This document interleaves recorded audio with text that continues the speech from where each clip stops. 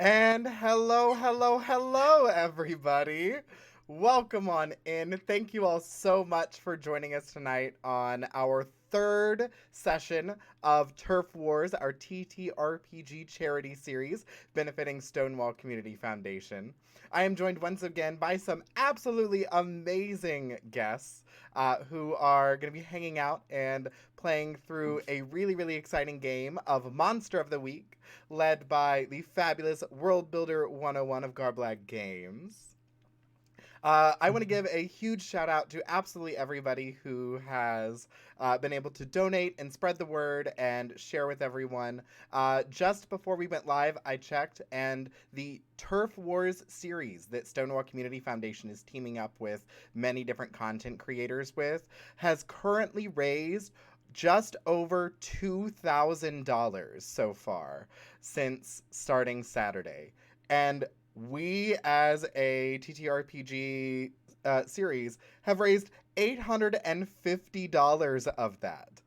Y'all have raised almost a third of the entire funds of this national campaign series just here alone from these games, and this has been absolutely incredible. So a huge thank you to absolutely everyone. Everybody who's coming in, everybody who's following. We do have normal notifications turned off tonight, but we do thank you very much for all of your wonderful support. Just as much as you are following and giving biddies, things like that. Please follow all of these wonderful little ats that just showed up in the chat and give all of these amazing, wonderful folks follows, support, love, hype, all as much as you would here for this wonderful charity series. We are just $150 away from raising $1,000 for Stonewall Community Foundation on just the third day. The third day. Chat, do you understand the hype and the power that you all have? It is amazing. Thank you all so much. I am so incredibly blessed to be here with all of you and being able to be joined by so many amazing folks here. Uh, I'm going to have our wonderful guests go around and introduce themselves, tell you a little bit about themselves, and who they're going to be playing tonight. We will start, of course, with our game master this evening, the wonderful World Builder 101. Tell us a little bit about yourself, tell us where we can find you on the internet, and tell us just a brief snippet about our game this evening. Hi, yes, I'm Ben, World Builder 101 from Garblag Games. We're a little streaming quartet based out of the UK, and I'm coming to you live from the future because it is tomorrow where I am.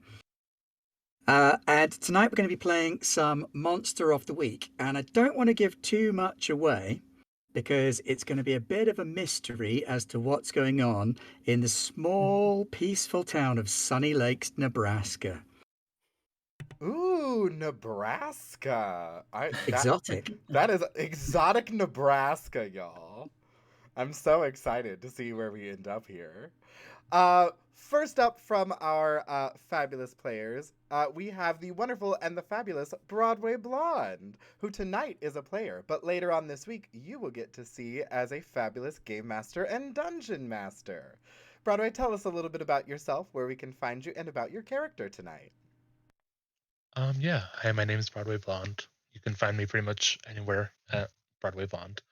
Um, I stream a bunch of games, simulations, RPGs, MMOs, sometimes shooters. I'm always raising money for charity when I am live, and I play a little bit of TP RPGs and D&D. And my character's name is Demetrius Ray, and he's just kind of here. He got kind of drug in, and he's just kind of along for the ride. I love that. The characters that just kind of circumstantially find themselves in all of these terrifying circumstances are oftentimes some of my favorites. I'm very excited tonight. Next up from our players, we have the fabulous Ducky the Dark One. Tell us about a Hmm. little bit about yourself and your character. Hi, I'm Ducky the Dark One. You can find me basically anywhere with Ducky the Dark One, but I mainly do a lot of TikToks. And yeah, the character I'll be playing is Vicky. She is a paranormal scout. She collects badges for the paranormal. I am so excited to see how this plays out. One, because I have 100% like a merit badge. Like I love them. I want to win merit badges. I understand that I can't, but like I always want to win a merit badge. So I am so excited to see where that character goes. Next up in our fabulous lineup is a cryptid cutie. Tell us a little That's bit me. about yourself. Tell us where we can find you on the internet. Plug your podcast. Oh, yeah. And Hi. tell us about your character. Hello. My name is Justin. I'm at a cryptid cutie everywhere. I am a non-binary variety streamer from Texas. I play a lot of horror games, usually Resident Evil, if I'm being totally honest. And I'm also the co-host on a couple of podcasts. You can find me on Monster Masquerade, which is the horror genre podcast where we talk about anything from games to movies to books. And the other podcast I co host is Arcade Cuties, which we just released a new trailer for. It's a panel of queer content creators who discuss all things video gaming, with an extra emphasis on the gay. Um, Tonight, I will be playing as Raz. They are of the Monstrous playbook, and I don't want to spoil too much as far as what kind of monster they are, but picture essentially like Jack from Mass Effect 2, right? Just kind of a tiny shaved head, tattooed former biker, and you're well on your way. So you would say that you're a cryptid cutie playing a cryptid cutie. Yeah, you could say that, yeah, for Mm, sure. mm. Next up, we have the fabulous Jet Barker.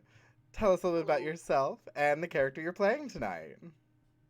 So I'm Jet. I'm a voice actor based in California. Um, and this evening I'll be playing Luka Vasiliev, who is Russian and very much got into the monster hunting sort of business uh, out of sort of a place of tragedy. He lost his daughter to horrible creatures, and instead of going, I don't know what to do with my life, he was like, you know what? I know what I'm gonna do with my life. So that's why he's there. I love it. I love it. This is such the fabulous motley crew of characters, and I am so excited to see them all come together. And everybody, if this is your first time on my channel, I am Wesselhausen. I am a queer and non-binary content creator with a focus on Dungeons and Dragons and tabletop role-playing games, and making an emphasis for queer and inclusive storytelling. There are far too many people who wish to gatekeep this beautiful medium, and I want to tear down as many of those walls as possible and be able to work together with all of these wonderful folks to be able to tell as many beautiful stories as we possibly can that are also incredibly wicked and dark and fun and just have a really beautiful time. Tonight, I am going to be playing Alice Malice Murphy. She is the love child between Heather Chandler and Nancy Downs, and she is every bit of like the haunted, scary, popular girl that you could ever possibly want. Super excited to get to play. This is my very first time playing this game system, so I am super excited to get to enjoy a new run. So, with that, do any of the players have any questions at this time? No. Beautiful. I think at that, I will go ahead and hand things off to our wonderful game master. You may take it away. Thank you very much. Okay, so for the benefit of people who aren't familiar with Monster of the Week, I think a few of you probably are. It's powered by the Apocalypse game, which is a kind of mashup. Well, I described it to the lovely Spider Queen Long earlier as what if Supernatural and Buffy had a baby, but the X-Files was the midwife? And that kind of sums it up quite nicely, I feel. So the hunter's agenda, because you are considered all of you to be monster hunters of some kind, whether it's through choice or accident, you need to act like you're the hero in this story because you are. You need to make your own destiny, find the damn monsters and stop them, and play your hunter like a real person. The basic moves that everybody has access to is kick some ass, which is all of the fighting, act under pressure. It's going to be stressy. You're fighting monsters. Help out because you can help other people, which is nice. Investigate a mystery, a nice little catch all term for all of the things that could be covered by that. Manipulate someone. You know, it's the social stuff. Protect someone, the flip side of kicking some ass. Read a bad situation and use magic. So anyone can use magic, just don't count on it working. So because it's powered by the apocalypse, it's a 2d6 system. You're looking to roll 2d6 plus your attributes in each of those things, and you're aiming for a 7 plus. 10 plus is better, 12 plus is even better still. But 7 plus generally means that what you're trying to do works at least a little bit. So that's the system. It's very, very straightforward. It's what won me over. And I guess we'll just dive straight in. So our story begins in a weird, creepy old house with a completely normal looking Girl Scout sat having a conversation with the corner of the bedroom. There's a hole in the corner of the bedroom, and she's okay with that. She seems to be having quite a serious chat with whatever is in the hole. And there's this little voice coming out of the hole. So the little girl is Vicky, who's being portrayed by Ducky here. Mhm. So what does Vicky look like? Vicky has brown hair that are put in two little buns on her head, and she's got a little bit of a gap in her teeth. Um, but she has a big, wonderful smile, and she's got this beautiful big sash that at the start of the sash, there's like very normal badges like starting a fire, learning how to tie knots. But then as you go looking deeper onto it, there's these more interesting and supernatural and abnormal badges. Um, and she's kind of just dressed very ready for anything to happen. But she specifically loves her little sash full of badges.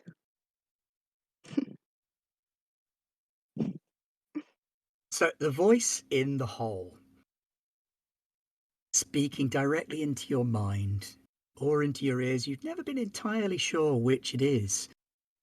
It says to you, "Do you want the road trip badge, Vicky?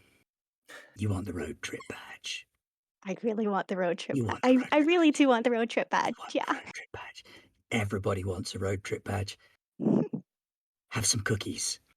And this little white box flies up out of the hole and lands in front of you. It's about 1 foot across and about 8 inches high and about 2 inches thick. Little plain white box that you might find in a bakery. Here's your mystery. You have to find a driver and some Right. people to go with you. Once you find your driver and your people, why don't you use those weirdos that you did the werewolf with? Yeah, they'd probably be very helpful. Yeah. Give them a cookie and you'll know what to do next. Gotcha. Cookies. And All then right. somehow the voice is gone. The hole's still there, but the voice, it comes, it goes. Looks like that's all you're getting today. Got a good But it party leaves you with cookies this though. sort of mental image of the back end of a Chevy Impala in a little badge. Road trip badge.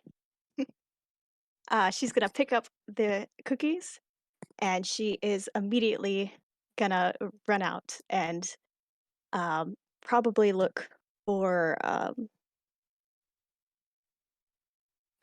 Luca first, because he has a vehicle, so he'd probably be the best one for a road trip. strong hero dad vibes as well. Yeah.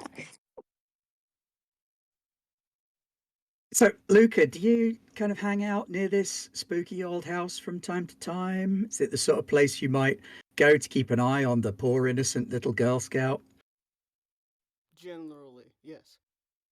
with the werewolf murdering badge?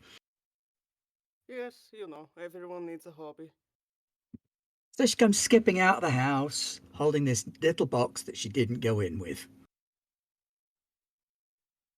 Want a cookie? Where did you get those? Oh, where I get my badges. Is it normal cookie? I assume so. Actually, and I just eat cookie. Okay. When you open the box, there is 5 little fortune cookies inside. Oh. Huh. Okay. He sort of picks up a fortune cookie and turns it over a couple times, sort of smells it. Smells kind of normal, slightly sweeter than you might be used to in a restaurant, but not in a bad way. Right. Crack open the fortune cookie. Inside the fortune cookie is a full-sized map of Nebraska. As you pull it apart, it just keeps coming apart and coming apart and coming apart. And it's folded super thin, but it folds out and you've got this map of the state of Nebraska that was somehow fitted inside this tiny little fortune cookie.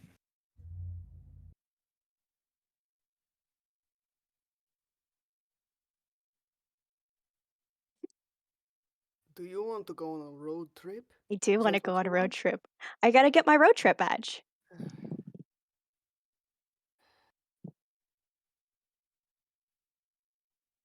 Who's paying for gas this time? I can't do it again. Hmm. Well, maybe we can find the others. They could probably pay for gas. Okay.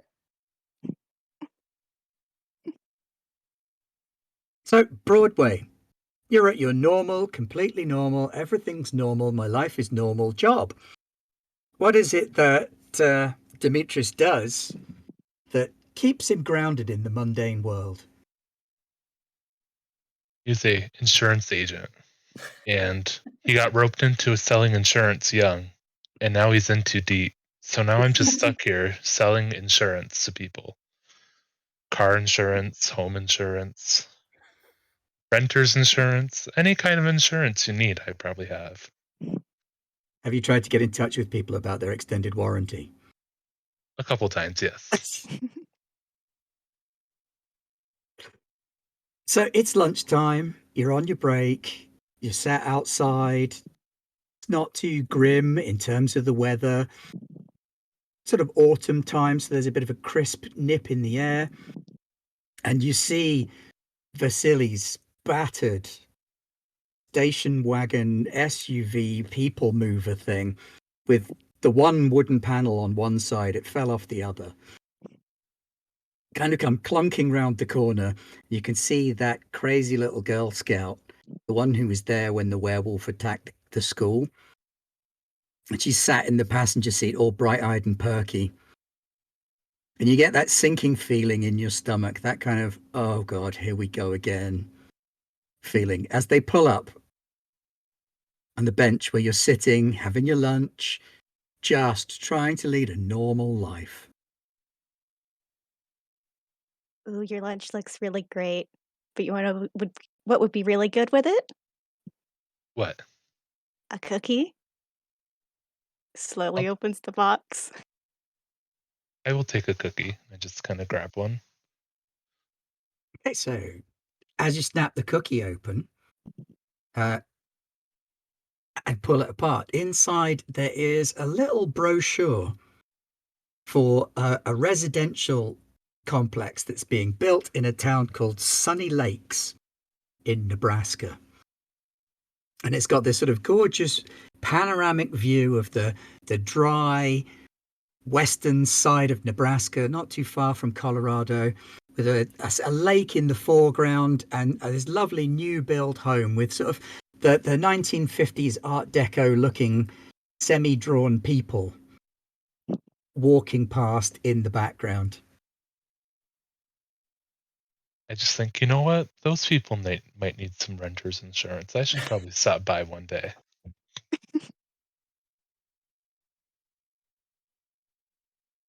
You should join us. We're going. Oh, It's a you're road heading out trip. that way? I guess what? I got half an hour left on my lunch. Yeah, let's just go. They won't know that I'm gone. It's fine.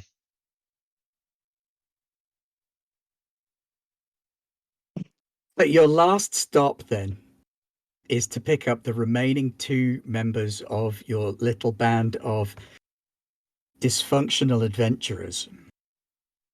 Normally, you'd expect to pick them up one at a time, but you're fairly sure that you can find Malice, the spooky kid, probably trying to stalk Raz because he's cool and has a bike. And you're not wrong. Raz is in his garage, working on his bike, just finishing it up, and totally not caring at all. Up against one wall is Spooky Malice, who's definitely not there because he's cool and has a bike. Not at all. Raz, can't we just go? Come on. How long have you been standing there? Since you were working on the exhaust pipe. Okay, so about 20 minutes, maybe. Let me just tighten up a couple of things. Could you hand me that oil on the shelf over there? You want me to do manual labor? It's This is like not becoming even much half a less pound. cool. It's fine. And you watch Malice kind of go, and fiddles with a around their neck. They have a length of chain and like a Ouija board planchette that is hanging off of it, and they just kind of like rub it a second. You can take care of that, right? And you watch this like shadowy spectral hand like reach out and grab it off of the shelf and bring it over to you. Cool. Hate that. Please don't. Not in the shop. Not where people can see. What? They're friendly most of the time. Mm, I don't like that hand.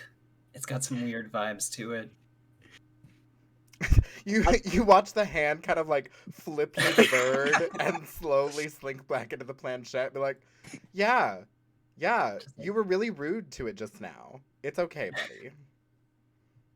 And then rattling and squeaking its way round the corner comes Vasily's vehicle. How it stays together, Raz has no idea. Raz gets machinery, but not that thing. It seems to be powered on spite and spite alone. It's like it's still alive because it refuses to die. Hold up. I think I recognize that rattling. We might have company. Oh, we gotta do something fun. Fun is Luca kind of the like word for climbs it. out and shuts the door a little bit too fast, but then sort of looks at the car like, oh. Hi. Vicky skips over and is just like, anybody order some Periscout cookies? Oh my gosh. Oh god, this wine was getting to me. I just reach in and grab a cookie. It's fully lunchtime.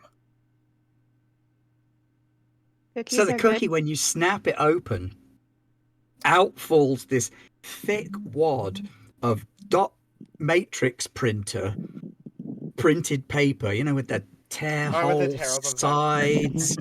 Just a slab of paper about that thick, just onto the floor in front of you. And it looks like a transcript of the world's most boring phone calls, except for the back page, where there's a phone call that's been circled in red biro, just ballpoint pen all the way around this one phone call. What does the phone call say? I hand the halves of the cookie over to Raz Because if a cookie can hold that dense of paper, I don't trust it. And it's probably not tasty. So I just hand the halves of the cookie over to Raz. So this one ringed phone conversation is a transcript between a phone call that's come from the town of Sunny Lakes, Nebraska, to the house that you know locally where creepy Girl Scout girl likes to go and hang out with ghosts in the corner or whatever the hell is going on with their business. And so the first number is like voice, hello, child voice, hello, hello, hello, I need help. Voice, calm down, where are you? Child voice, I'm in Sunny Lakes in Nebraska. Voice, how did you get this number? Child voice, my den mother gave it to me. She said to call in an emergency. Voice, what's the emergency that you've got?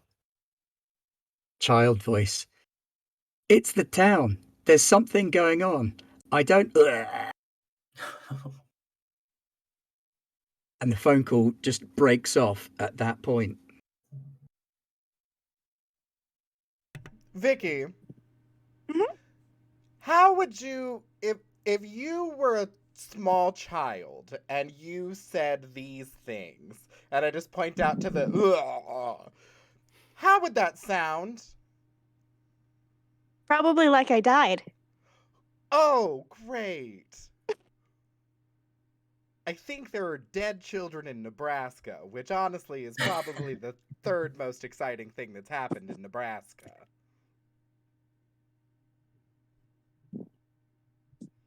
I just hand the last cookie over to Raz and be like, you want to see what you get? There's not going to be any weird like eyeball things in this, is there? I've seen it, and I don't. You crack it and find out.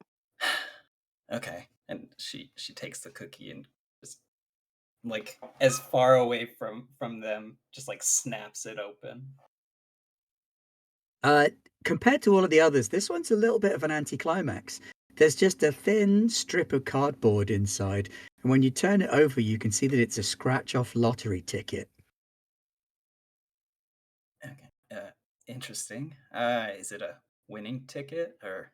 Well, nobody scratched it off yet. Oh, fantastic. Cool. Anybody got a quarter or something?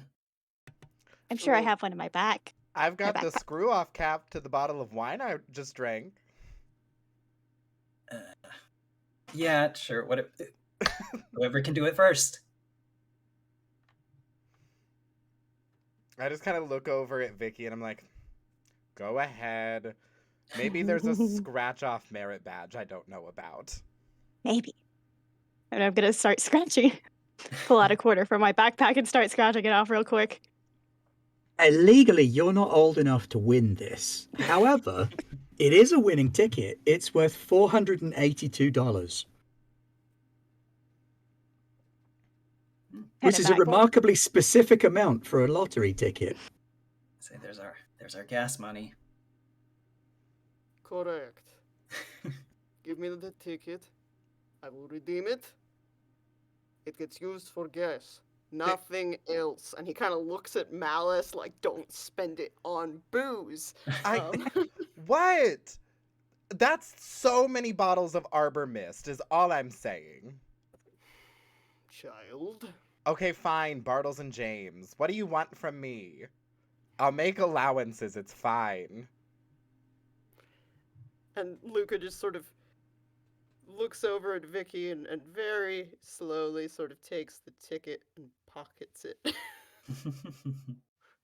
Gonna go for a road trip badge. Do you want to go to Nebraska?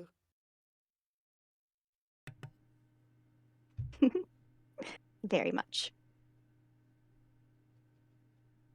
So we skip forward a little bit in time. Luca has redeemed the ticket for $482. The clerk has noted how remarkably specific an amount that is. You don't usually see that on these tickets. But hey, congratulations. Well done. You filled up the vehicle and the bike with gas. Fought over who's going to go and sit in the sidecar. Who's sitting in the sidecar, Raz? Let's see. How populated is the area that we're gonna drive through?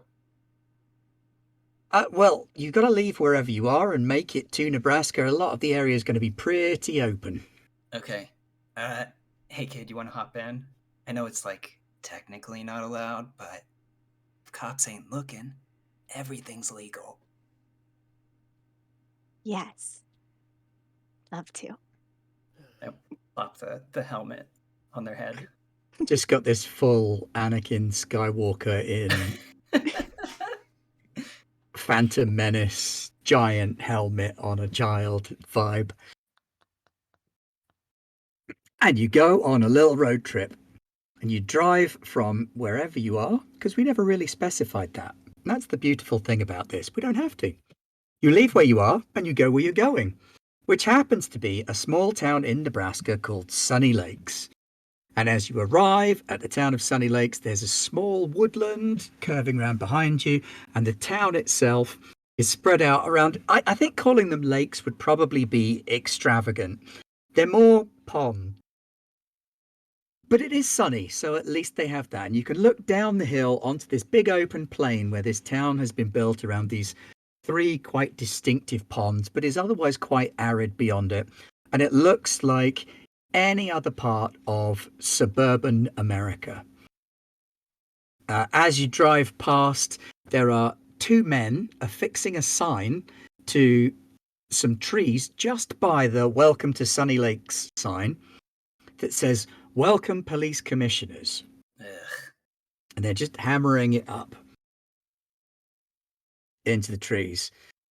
They both wear baseball caps and they kind of tip their hat to you ever so slightly as you drive past. Very polite.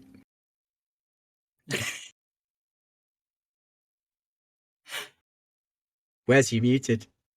Oh no! I was just That's like literally out the window, like staring at them, like lowering a pair of like very dark sunglasses that are very, very large on Malice's face. Just As you breeze on past those 2 guys, and you can head on into town, or you can stop and take stock. Over to you guys again. I just wanted to speed jump you to sunny Nebraska.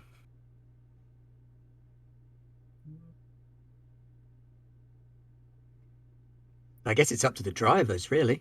Right. I was gonna say, is there like a town square or like town hall sort of area that's, central where we could kind of park and hang Yes, out? absolutely. There's a nice big park in the middle of town and a big town hall at one end of it, an elementary school on one side, and a shopping centre on the other. This is suburban idyllic America. There are mothers pushing their children in pushchairs through the park while they have a conversation. There are children playing in the playground of the elementary school. There are people going in and out of the shopping centre. Everything looks brochure perfect. Cool. I hate it.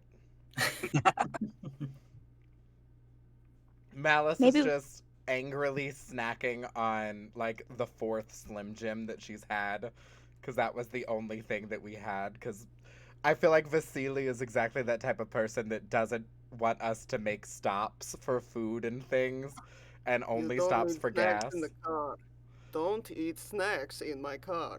It's a Slim Jim. It barely even counts as food, Luca. Fine. And I'd take it out and I'd try to throw it at like one of the idyllic children out of the window. A small dachshund sees it land and sniffs it, pulls a face and walks off. See? Even the tiny little idyllic dachshund doesn't think it's food. It's fine. So, what exactly are we looking for here? I don't know, but I know that Luca has a map, and there's probably something on that that would help. Oh, and also the brochure. Our insurance guy has a brochure. That I do. So something will probably between the two of those, we could probably use that and figure out what we need to do. And somebody called in saying that their den mother said to call. That's your scouts, right? Mhm. Do you know of where we can look for paranormal scout? This is such a weird I concept that I love so much. I mean, I could try, but I kind of just stumbled upon it I kind of just stumbled upon it myself, so probably shouldn't just go walking randomly into the woods to find it, so. Just kind of look over at Dimitri like, all right. Maybe we should try the apartment complex. Maybe there's a little paranormal scouts scurrying about in this idyllic complex. Oh, you said we're by a town hall. Is there like a since it's so idyllic, I'm picturing kind of like, Animal Crossing. Is there like a central billboard that they put the new like no, local news on? Yes, absolutely. There is a beautiful billboard. Everything is sharply arranged. The angles all match. Nobody's pinned anything over anything else. It's got church meeting times. It's got choir practice. Join the Little League. Join the Softball League. Trash timetables for when you have to leave out your litter. Do we see Swing anything? dance notices. Yeah, everything you could possibly hope to see. Do Is we there see anything in anything about particular you're looking for? the paranormal troop meeting? Maybe. There's no mention made of a paranormal troop, but there is a Girl Scout troop that meets in the First Lutheran Church on the second Tuesday. No, every Tuesday. Why am I saying second Tuesday? Girl Scouts meet more often than that. Every Tuesday evening. It is currently Monday, so they'll be meeting tomorrow. Every single picture that's on that sign, Malice has already like pulled out a full Sharpie, just like starts doodling little devil horns on every single picture that she can find as much as possible, especially on the ones for church. She's being as much of a little brat as she possibly can. Wait, Alice, can you rearrange the letters to spell ass? Oh my god. Immediately, that's exactly what I do. Pretty much every single sign on this board just shouts kind of wasp at you. So I'm going to take the Girl Scout poster, and in its place, I'm going to leave one of my business cards because I'm still licensed to sell insurance in Nebraska. So that way we have the poster and there's still something on there. Because I sold that Seems Nebraska fair. license when I lived in Nebraska for 3 months because I thought I was in love with someone. Oh, Dimitri. So Oh my often the gosh, way. I love them so much. This is why people go to Nebraska, obviously. Sorry, Yes. Nebraska. Those are I'm in the no ass position to talk. I'm in the UK. It rains here all the time and everyone's awful.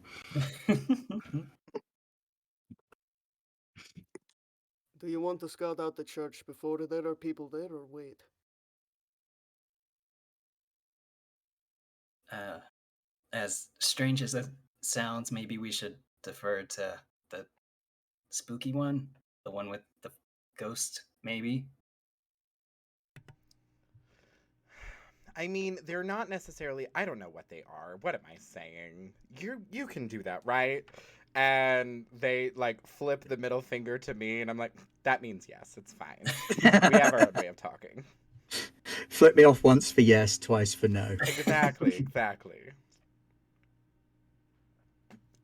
I Okay, so mean, what do you want to try and do then with your mysterious spooky spook powers?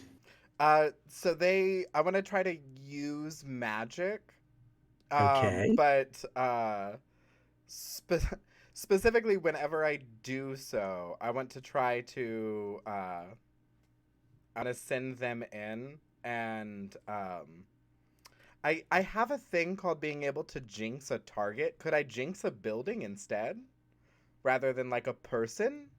Jinxing a building would be big magic. That's the kind of thing that takes time and ingredients. Malice isn't interested in any of that and is willing to risk it. But Um, yes, you can absolutely use magic to try and do something like inflicting harm, enchanting a weapon, one thing beyond human limitations, bar a place or portal to a specific type of creature, trap a specific person, minion, or monster, banish a spirit or curse from the person, object, or place it inhabits, summon a monster or spirit into the world, communicate with something you don't share a language with, observe another time or place, or heal from an injury. okay.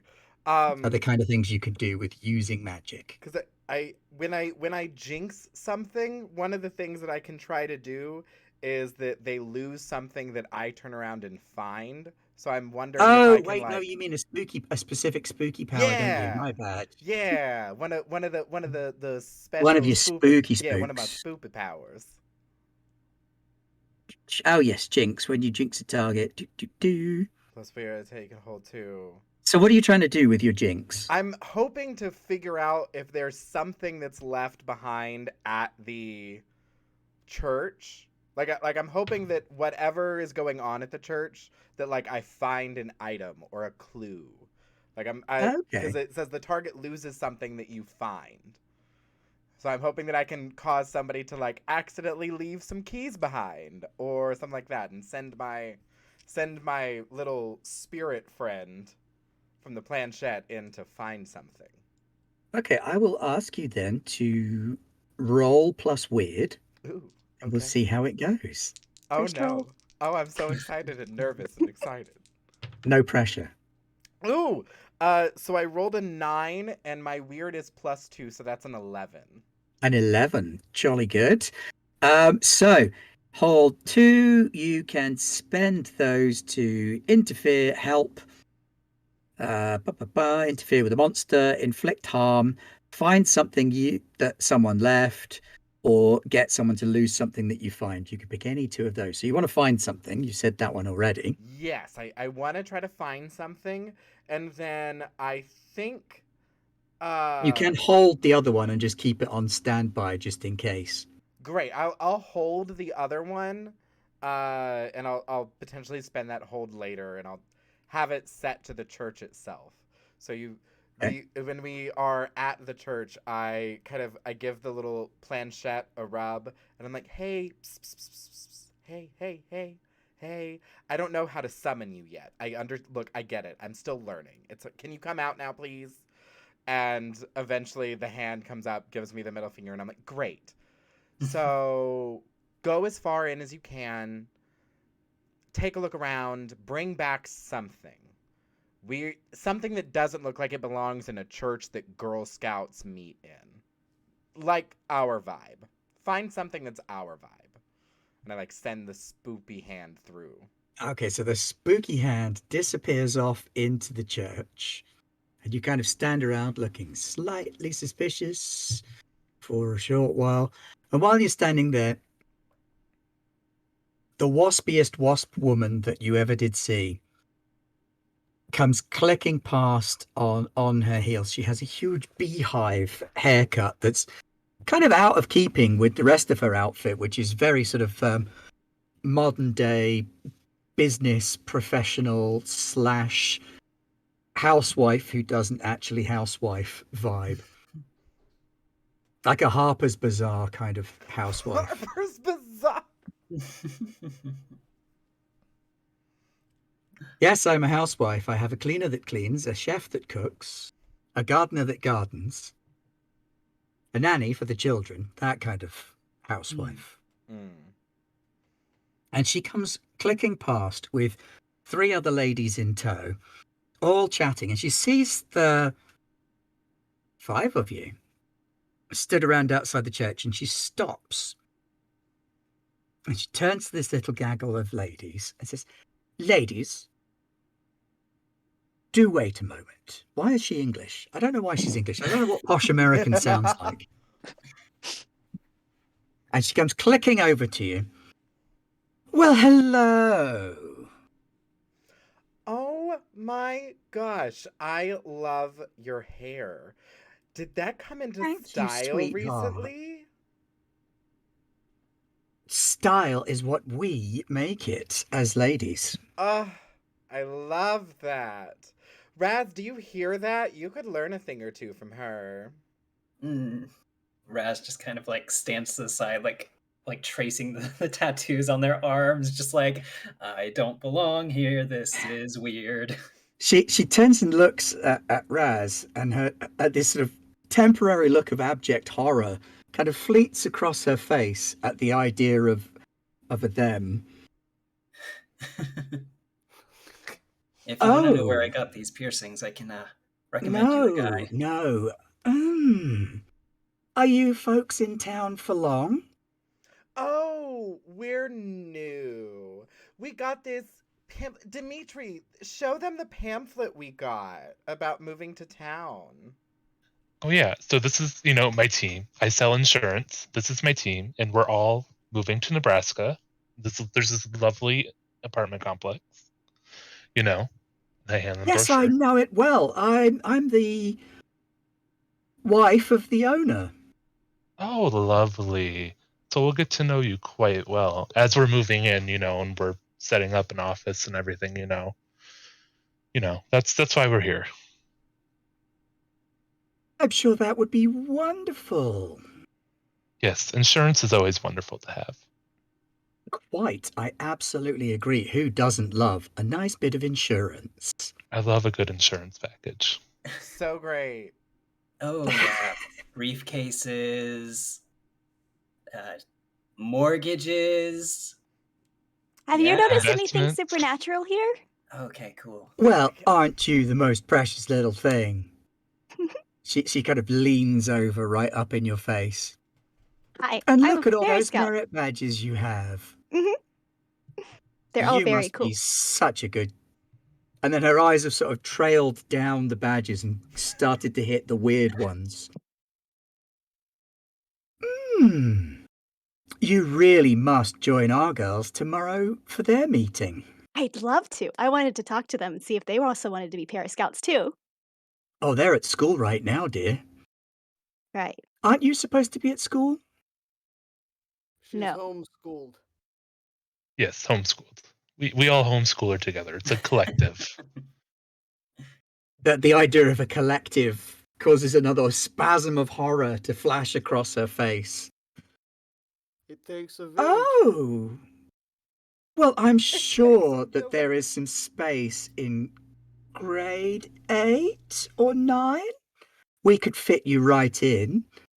Surely having some time with the other children would be good for her. And you must be the father, she turns to Luca. Literally the worst thing she could have said. He's not my father. Which one of... Oh, no, none of them. My mom's at home. She's working. Your mother works? Yeah. Oh, you poor dear. Modern femininity, ma'am. Modern femininity is what we make of it. Exactly. Powerful women in the workforce. Imagine being able to stomp up and have a man have to say yes, ma'am, to you in this look. You should try it. It's beautiful. Don't you worry, dear. The young men say yes, ma'am, to me all the time. Because we Oh, raised them right in this town. I knew I loved you. Look, there goes some children your age.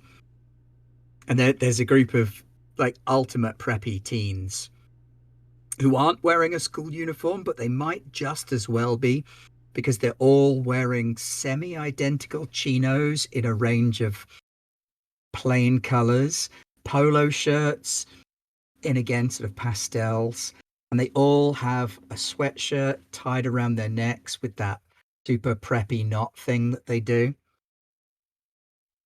Mal- All of the boys are wearing hats. All of the girls are either wearing hats or have these big bouffant hairstyles as well. Raz. Raz, Yeah, they're wearing chinos. I see that. We've Well, practiced. if you're moving to the area, I'm sure we'll get to know each other, and you'll make wonderful friends here with the other children. You'll fit right in. Oh dear. I never fit in. Oh, there's a place for everyone here, darling. Whereabouts are you staying? There's a wonderful motel. They have a hot tub. I like the sound of that. I was gonna say how I much. mean, yeah, we might need to find some place to stay. We're not staying anywhere right now, but that might be in our interest. Spontaneous road trip. You should be careful, though. Taking an underage child across state lines could be viewed as kidnapping. Nah, her mother signed the permission slip. It's all good. We also never We said got where we sign came off. from, so assuming a lot. That's true. That's very true. Now, do be on your best behaviour while you're here. We have police commissioners from all over the country coming to see our town soon. We have no crime here.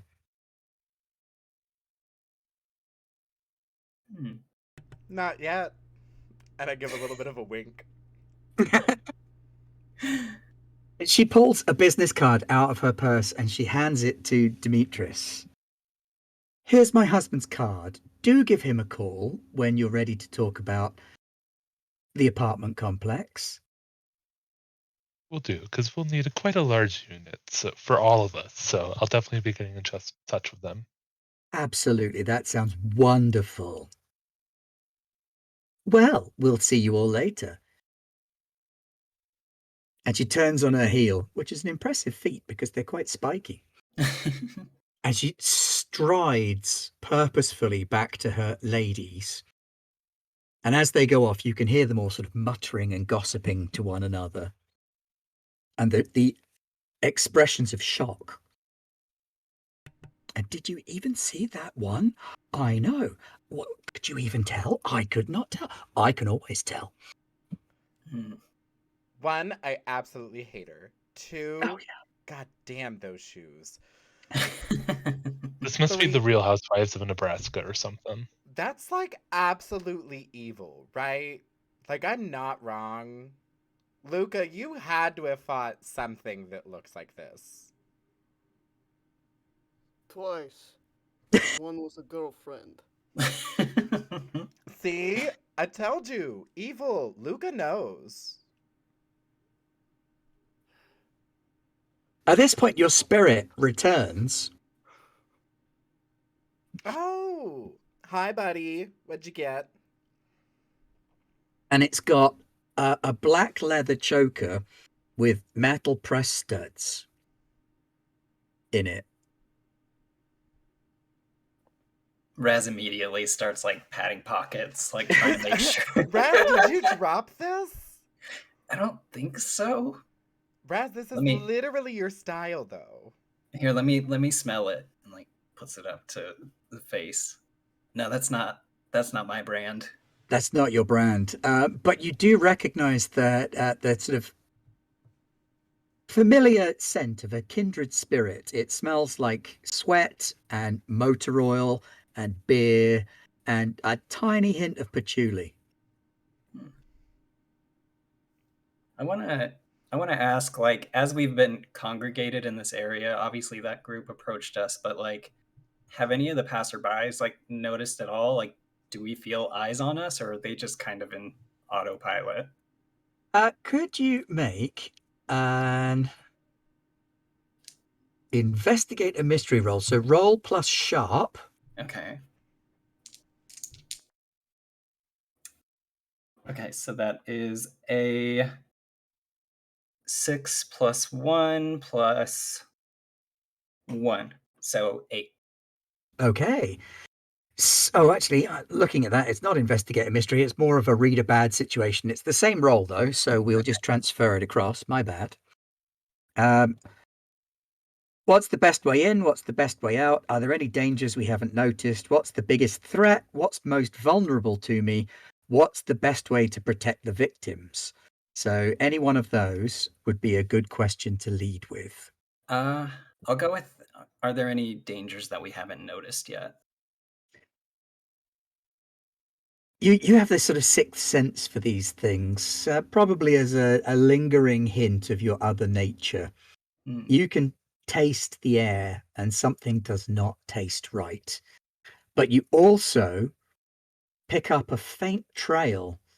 Once you do your reading the situation, you pick up a faint trail coming from this band that you're holding, hmm, almost like a scent taste trail that it would take someone with your particular skills to follow. okay. Huh. But yes, the air is positively thrumming with a kind of predatory energy. Cool, cool, cool. Well, this is not something's off with this town, clearly. Fashion sense aside. Where should we I don't know, where should we go next?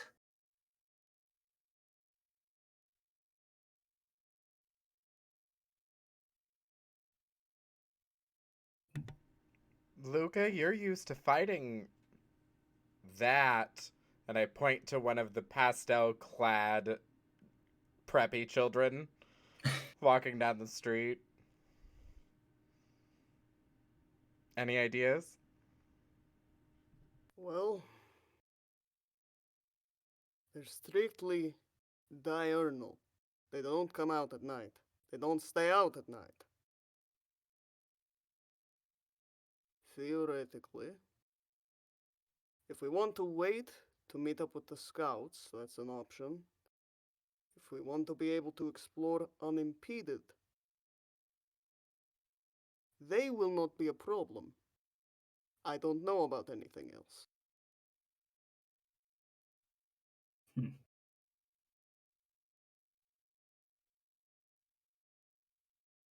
So, what do you want to do? Do you want to head to the motel and check in, or do you want to continue investigating the area, go and check out somewhere else? So many choices. I was gonna say, in the brochure, are there any like key locations that are mapped out?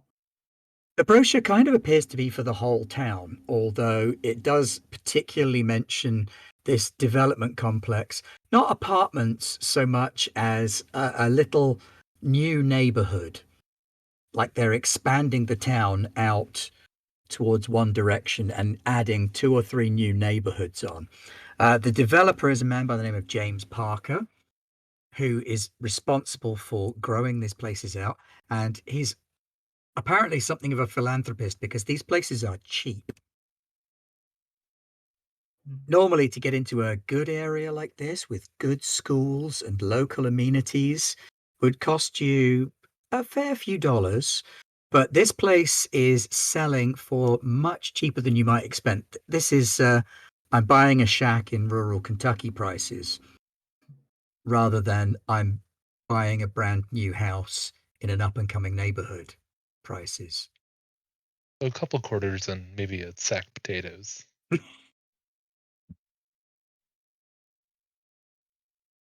Hmm.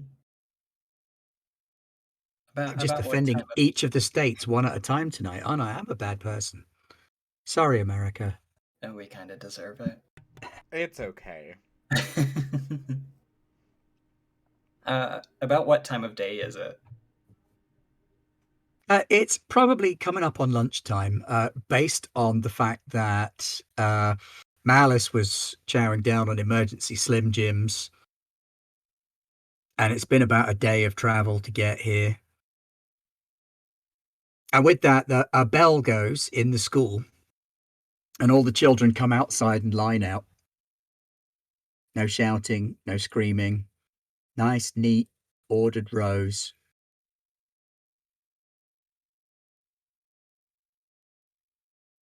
Something's a little suspicious. I mean, there should at least be. Should I go talk to them? I can go talk to them, ask them if there's been anything weird going on, like vampires or something. Go scurry on over there and talk to him and see what you can She's gonna figure go out. over there. So the school And gate isn't as well protected as you might expect. It looks like they're not expecting any trouble or anything in this sort of area. It's not locked on either side. There's no guard. There's no metal detector. And you just kind of walk straight on in and walk up to one of these lines of children, and they're all kind of stood quietly, just waiting their turn. The smaller ones get led in first. And you're sort of scooched up to the back of a line of kids about your own age, and you notice that they're all wearing kind of like kiddie versions of what those preppy teens were wearing. So the boys have all got shorts and a polo shirt, and the girls all have skirts and T-bar sandals and pastel blouses. There's no rucksacks. There's no sneakers.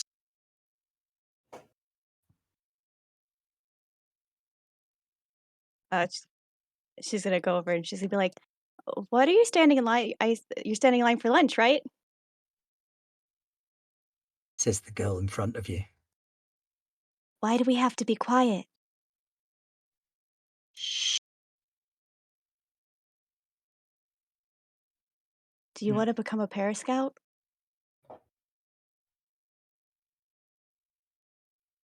She blinks and says, I'm already a Girl Scout.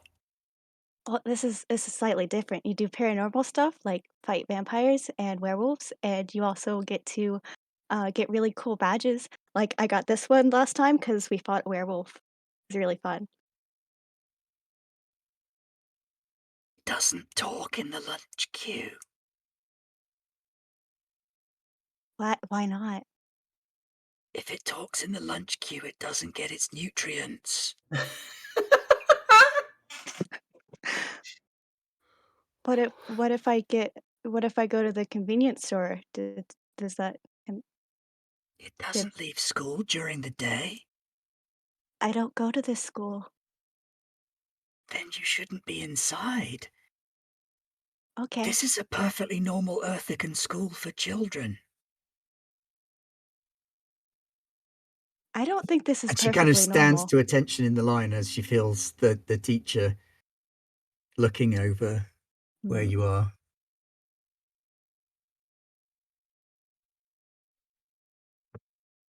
This is very strange. And Vicky's gonna leave. She's just like comes back. Everyone is the same and talking very strangely. They don't get food, they get nutrients. I get food. And they're all dressed just like those teens were, and it's very weird. Were those T-bar sandals? Ugh. Hmm. Yeah, burn it all down. I'm done. I'm done. I'm done here. So it might seem like brainwashing.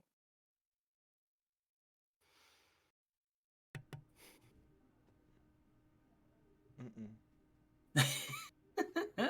So we just have to figure out who's doing the brainwashing, and then we figure out the mystery. Well, what do you expect to be able to go to a library and find that? No. Hmm. So where? Maybe I have a book on this. I did pack some books just in case, right? Like I could read on the road, but I didn't. Uh, Oh, so good. You get motion sick. or I guess actually, I think I've read about this before, and I would like to use. I've read about this sort of thing before, or actually, I don't think that would help. I guess see if Might I do, have actually. see if I brought a book about brainwashing in my backpack. Just happened to with my preparedness. Okay, so do you want to do preparedness, or I've read about this sort of thing there? I've read about this sort of thing works more with act under pressure. Oh no, you could do it either way. roll plus sharp instead of plus cool when you act under pressure. Yeah. So you can do it when you're not under pressure and you roll plus cool.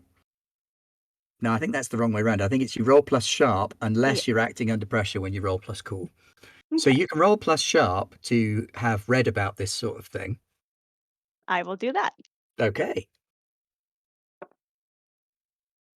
That is 6 plus 2, so that is 8. 8 is good. 8 means that, yes, you have indeed read about this sort of thing before. You don't have enough information to really go on a lot, but your hypothesis is almost definitely correct. There is definitely some kind of mind control taking place. Unfortunately, there are so many different kinds of things that can do mind control that narrowing it down would be much trickier. Hmm.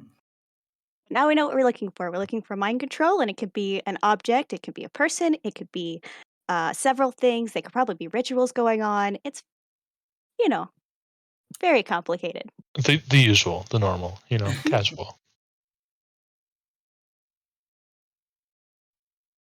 So, should we go check out this new development, or should we go try to sell insurance? That sounds like we're gonna kill somebody, and like maybe, but Who maybe knows? maybe we don't lead with that.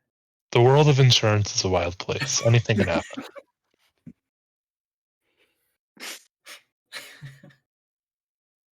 I need to file a claim immediately. Up to this point, the Shadow Hand has just been flipping people off, and the Shadow Hand 100% gives like a thumbs up sign to Dimitri, like, hell yeah. Like, the Shadow Hand has seen some shit, but it ain't seen insurance. So what do y'all do? You want to check out the guy on the business card, or the development? Well, maybe he'll be at the development. Hmm. So we could always see. I think it would probably be smart to get information about the development before we go to talk to him. And then did Vicky tell us like what the creepy children said? Did I hear that? Oh, Vicky probably it said it like word for word. Okay.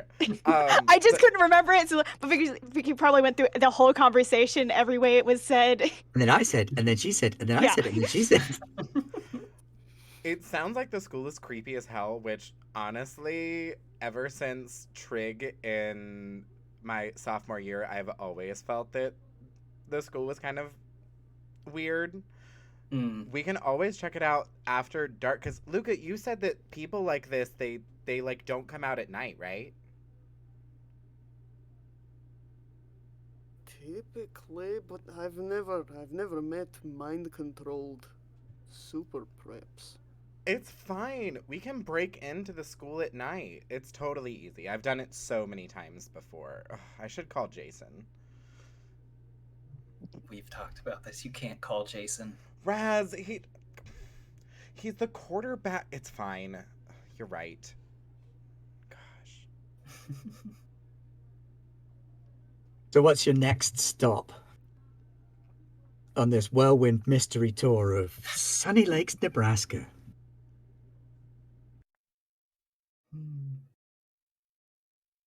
Probably be the development, yeah. Incidentally, Wes, I'm loving your vibe so much. Behold my top. That We looks are the We're weirdos, weird. mister. Yes. Very good.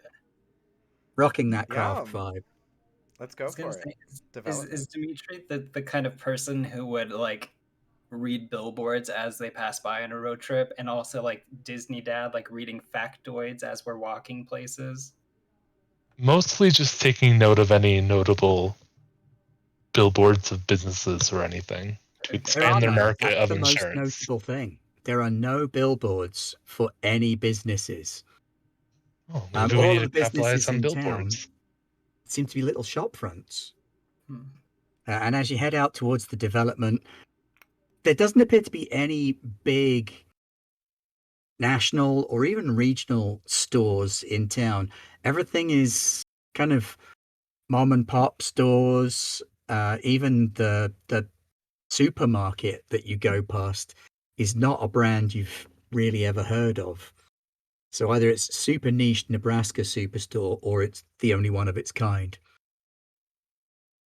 And as you drive out through town, the scenery is very dull, very samey. The houses are almost all identical. They've all got this kind of 3-bed, 2-reception, 3-bath, cookie cutter. Like somebody's just like plopping these houses down in a row. They And the definitely new probably have an development, HOA. They're one of those HOAs where all houses are the same. All the grass is the same height. That kind yeah, of place. yeah, the grass appears to be of a fairly uniform length, All about grass one and must a hit. half inches. I was gonna say, all grass must hit 1.5 inches They take a pristine. ruler every Yes, day. they are They that. ruler. It's like Oh my. hair clippers Oh. with the guard. You see several men out mowing the lawn. Are they synchronized or is it like Yes. Actually, you know what? Investigate a mystery for me. Roll plus sharp Okay. to test that hypothesis. Okay.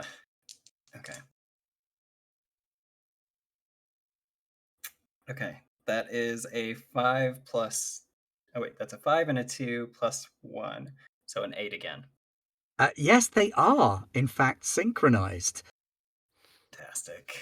They're not all exactly in the same place at the same time on the same bit of lawn, but you see they're all moving at the same speed. So while the position isn't synchronized, the speed, the movement, that's all that has such a high level of synchronicity as to be beyond coincidence.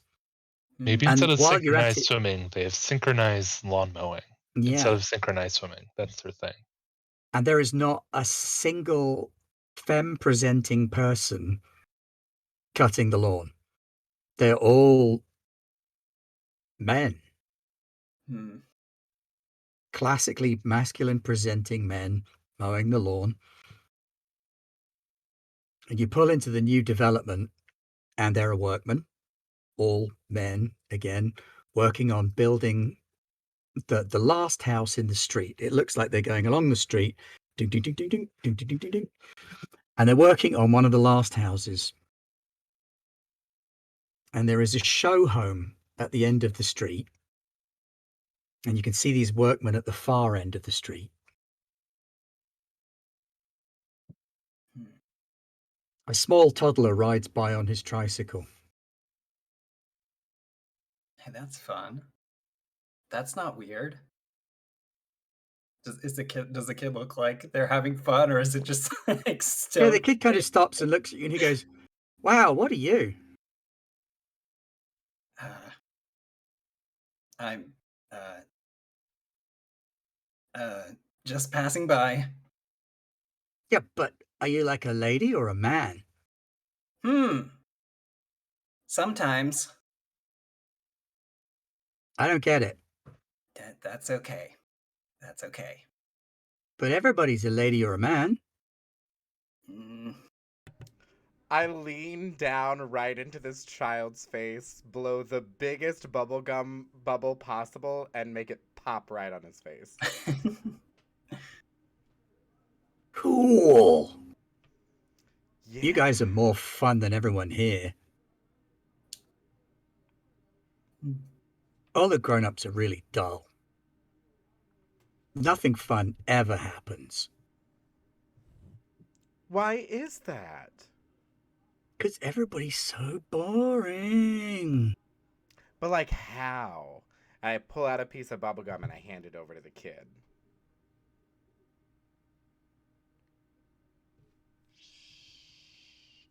Don't tell and I won't. Like that. Anyway, all the grown-ups want to do is go to work, come home, and take baths. Hmm. And all the new houses, they have hot tubs. So the grown-ups are going to spend even more time in the bath. Huh. Mind control via water supply. Ooh, interesting. But the children do not do this. Huh. Well, just how old is this kid? Like, what's the He age? looks like he's about 4, Okay. whereas the youngest kids in the school were 5. Hmm. Do you have any siblings? Yeah, I have a big sister. She's 9 and she used to play with me, but now she's really boring. She And just studies and takes baths and goes around with her friends and goes to school and comes home and she studies and she takes a bath. She goes out with her friends. Then she comes home, where does takes a she go bath. with her friends? They go to the playground or the pool. Hmm. I tell you what, if I give you another piece of gum, shh, don't tell, don't tell. If I give you another piece of gum, can you tell me what those guys over there, and I point to the workmen, can you tell me what they do around here? I don't know, miss. It's going to cost you more than one piece. Ooh. Who said I'm a miss? And I give a little bit of a wink. And he pulls this face that's just this combination of confusion and desperate wanting to know what you even mean. I just roll my eyes at the child and hand 2 pieces of gum over. Those guys, they just build houses. They don't speak. They don't say anything. They turn up 9 a.m., they build houses. 5 p.m., they go home. This is a very punctual child. Can tell time and everything. I'm good at telling time. 9 a.m. is when everybody goes everywhere. 5 p.m. is when everybody comes home from everywhere. That's the 2 times.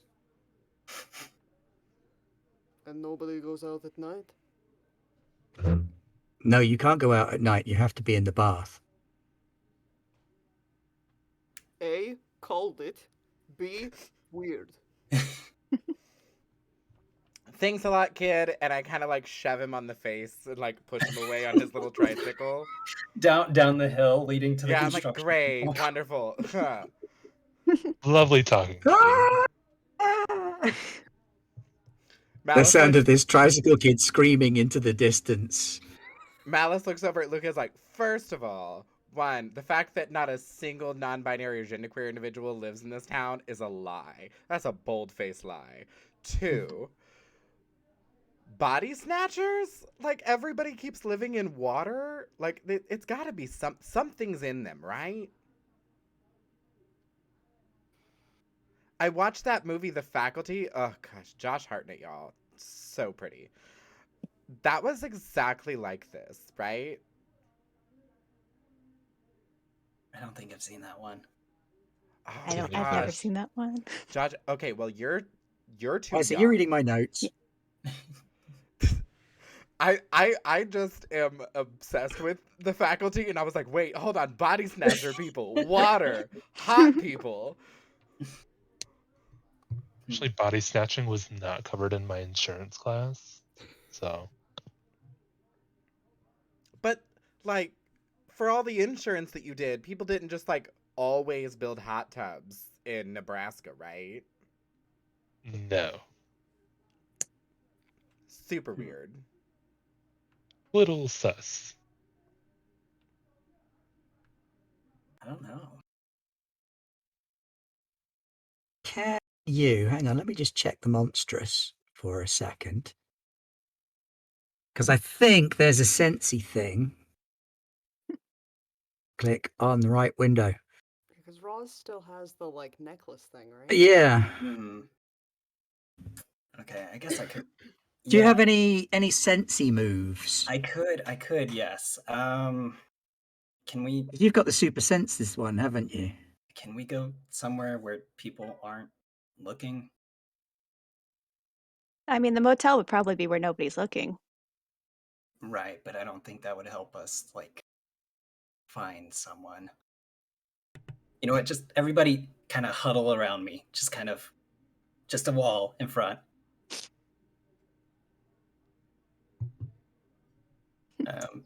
Let's see. I have a move that is called Shapeshifter. So you can change your form, usually into an animal. You decide if you have just one alternate form or several, and detail them. You gain +1 to investigate a mystery when using an alternate form superior sense. Perfect. So, That's exactly the thing. so as did we lose Broadway? Oh, there you are. Okay. So is everybody shielding Raz? Cool.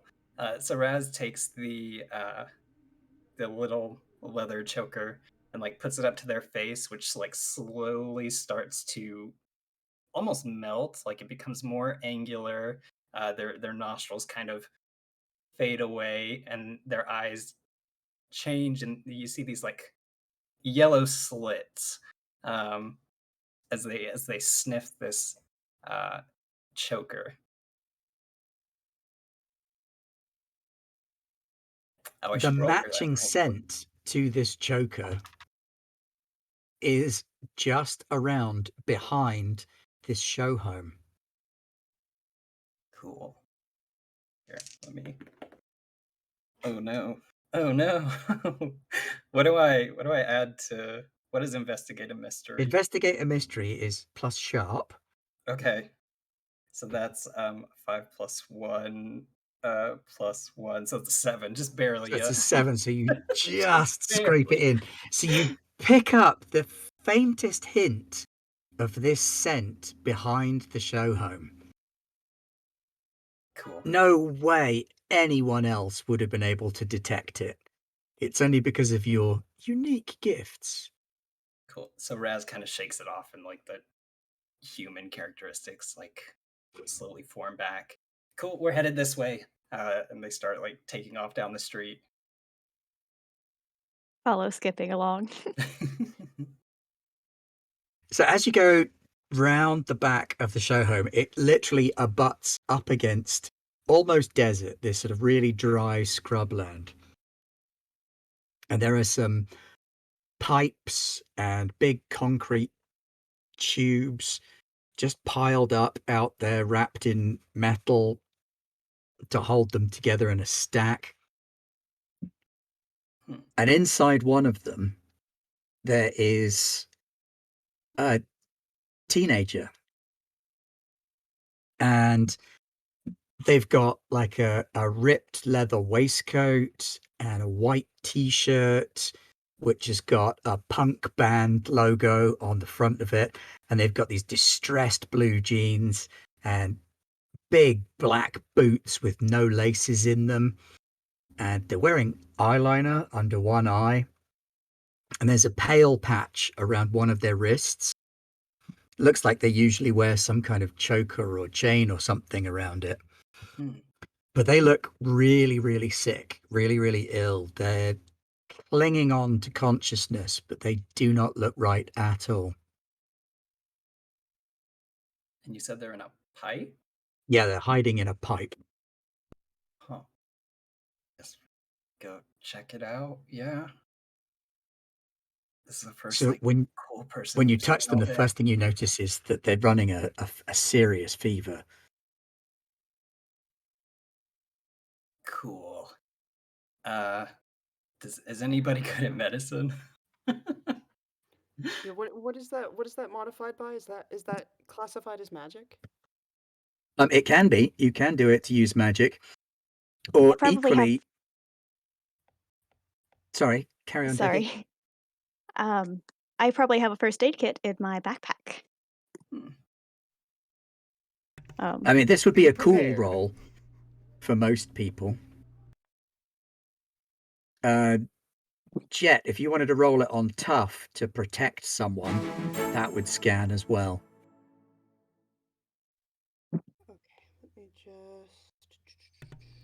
as you're making that roll, thank you so much, Kilcandid, for a $20 donation. Let's go! Yeah.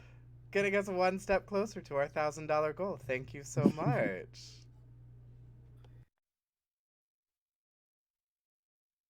That's 7, 9. Okay, so you get in there and you do some fairly brutal first aid on this kid.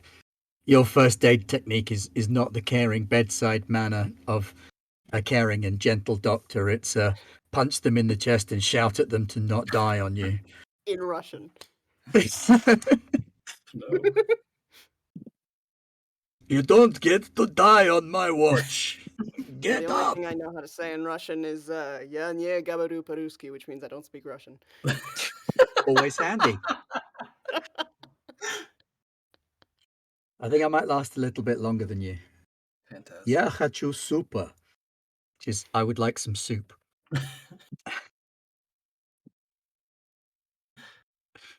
So you kind of grab this kid. Yeah, he's running a fever. He's got some kind of flu or something like that. He's clearly quite sick. His temperature was spiking. You bring his temperature down. You kind of pull the waistcoat off him. You splash some water in his face, almost like doing an exorcism. And you drag him out of this pipe where it's kind of baking hot inside this pipe as well, because the sun is beating down on the concrete and heating it up. And he kind of, his head rocks slightly and he sort of slides back into this almost consciousness. And he looks at you and he goes,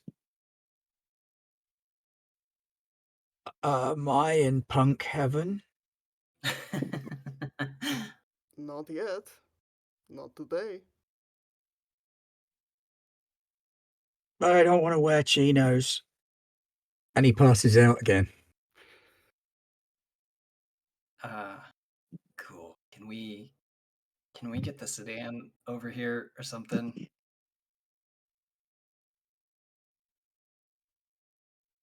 Is there like is there a road that goes like behind, or is it off road? Yeah, it's I mean it's a little bit off road, but it's not difficult off road. Excuse me, I've got very itchy nose tonight. I do not have a drug habit, I swear. That looks really suspicious now, doesn't it? It's Wes's fault. He brought up the faculty. Okay. Okay, so I mean, Yes, you because pull the car around back and you can load this kid into the trunk or the back seat. turn on the ignition, crank up the AC. It struggles a little bit because it's old, but the AC does still eventually like turn on to a respectable level. And you're all cool for the first time this afternoon. I knew I shouldn't have worn this sweater, but it's just so cute. It's kind of nice out. I like it. Always hated that Nebraska heat. Nebraska. All 3 months I had to bear it. Always hated it.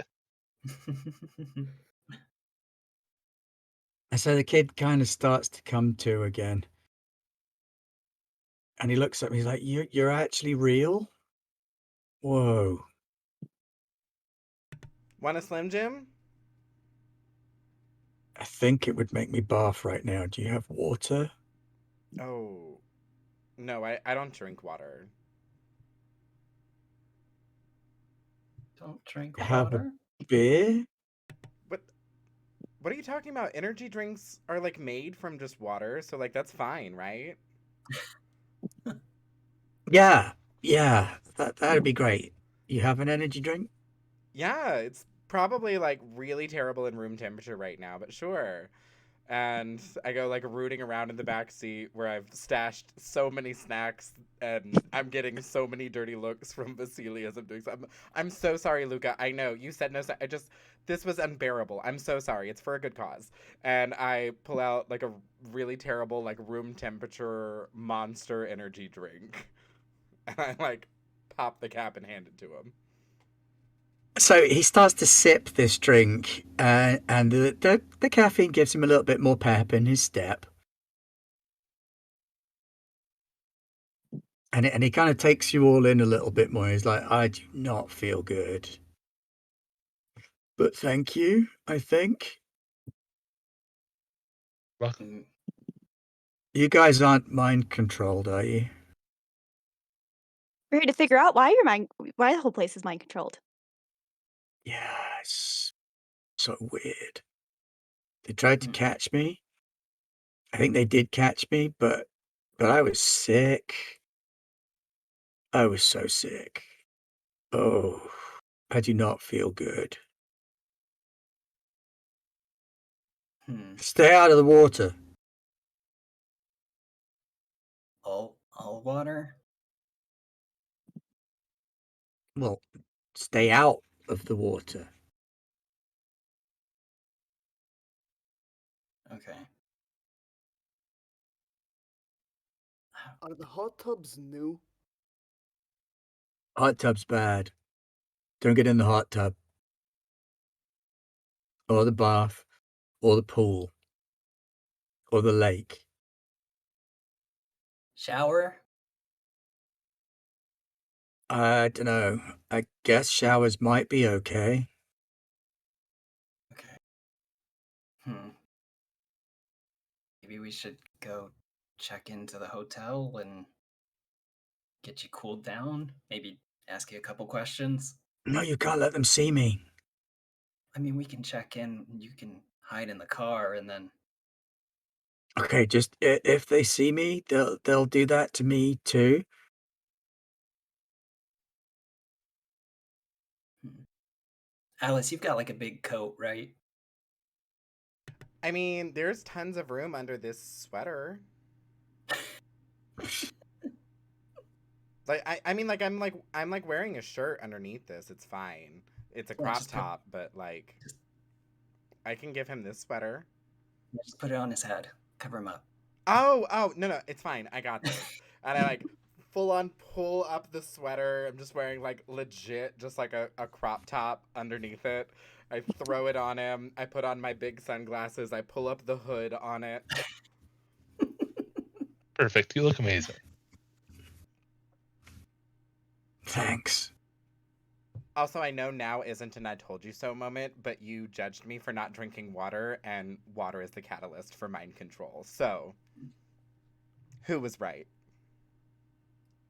I take a sip from the room temperature monster, and I'm like, never mind, I wasn't right. That's a terrible decision. I'm so sorry.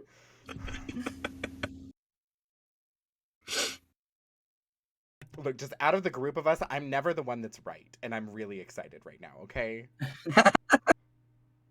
You're having your moment. So you make your way through town again to the motel. And it looks like the building was once one of those sort of chain motel places, kind of.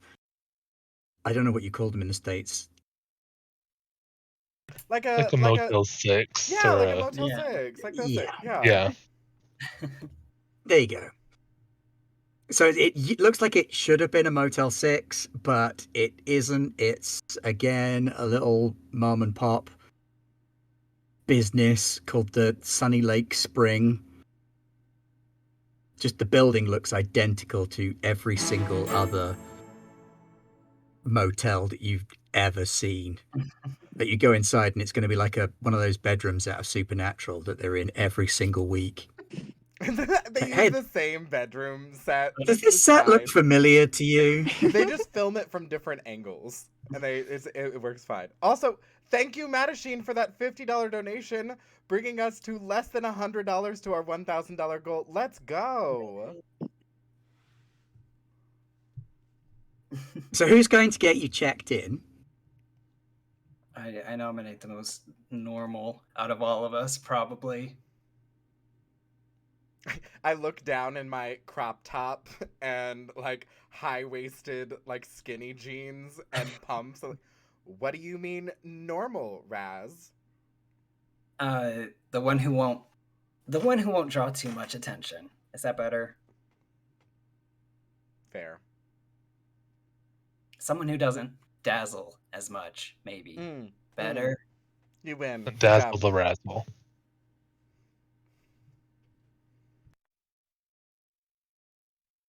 So you're all kind of eyeballing each other to see who's going to admit to being the most normal looking. I don't think I'm old enough to get a hotel, Correct. so That's one down.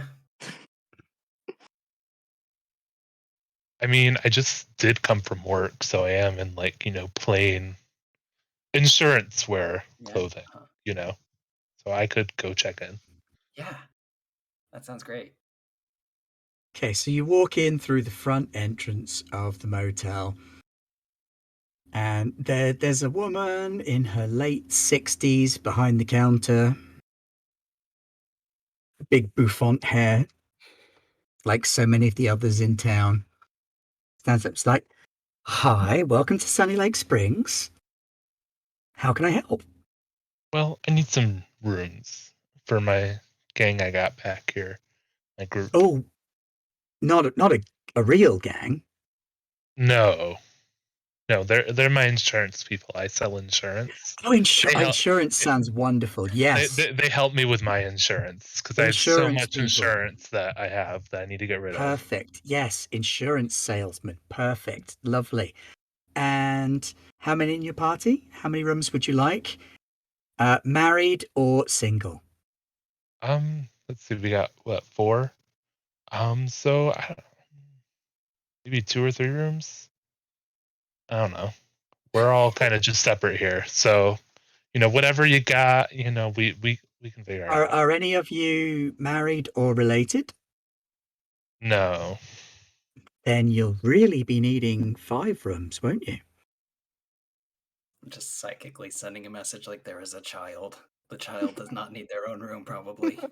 Yes, I do have a child here. They're my niece, so they might need a room. Oh, that's absolutely fine. We can put a cot in your room for that. So 4 rooms it is. Wonderful. Perfect.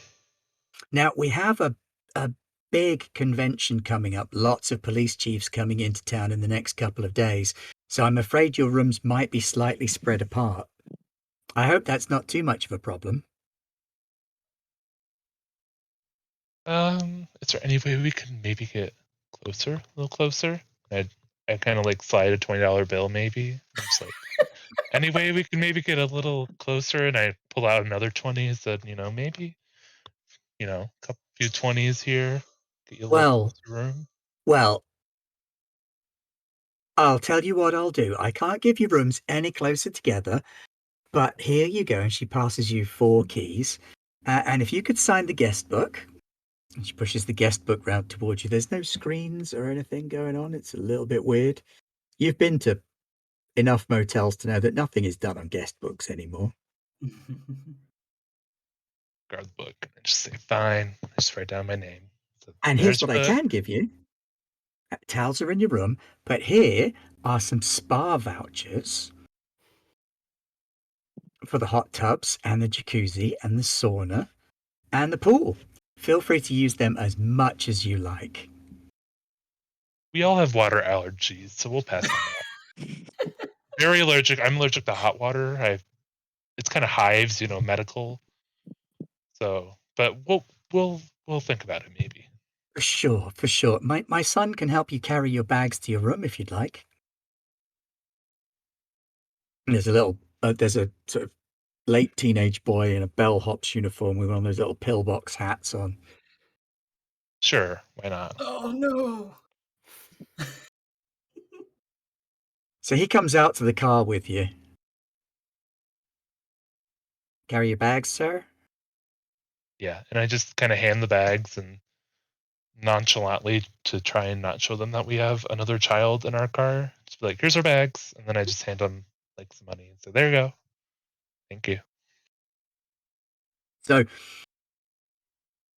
he gradually walks you around the site, and it looks like they've put you in the 4 furthest apart rooms that they could manage. Literally one on each corner of the site Mm. with the pool and the sauna and the jacuzzi and the hot tub in between all of you and the restaurant. I just sigh.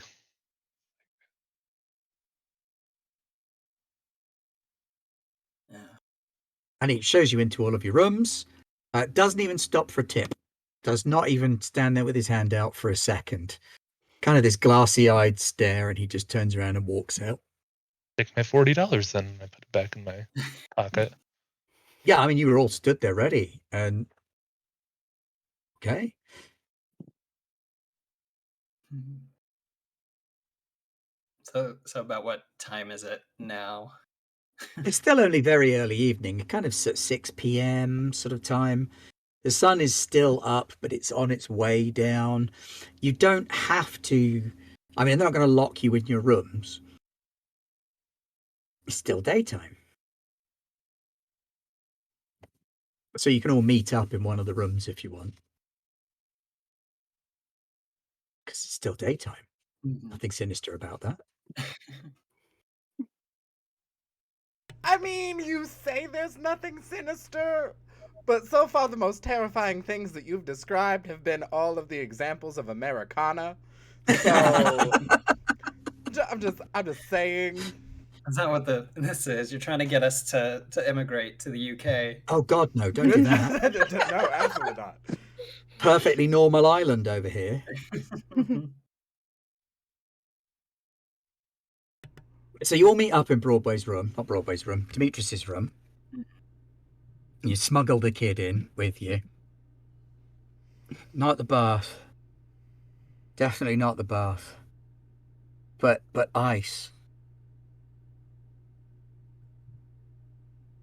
Yeah, we can get you some ice for sure. Does he seem to be like doing better in the air conditioned room at least? Yeah, the air conditioned room, the energy drink, the caffeine, the hydration, all these things seem to be helping. But he's still very weak and he's just kind of sort of slumped in a chair, Hmm. holding himself upright by sheer force of will. This town, so weird. I mean, it was normal. Like 6 months ago, completely normal town. And now it's like crazy town. It's like McCarthyville.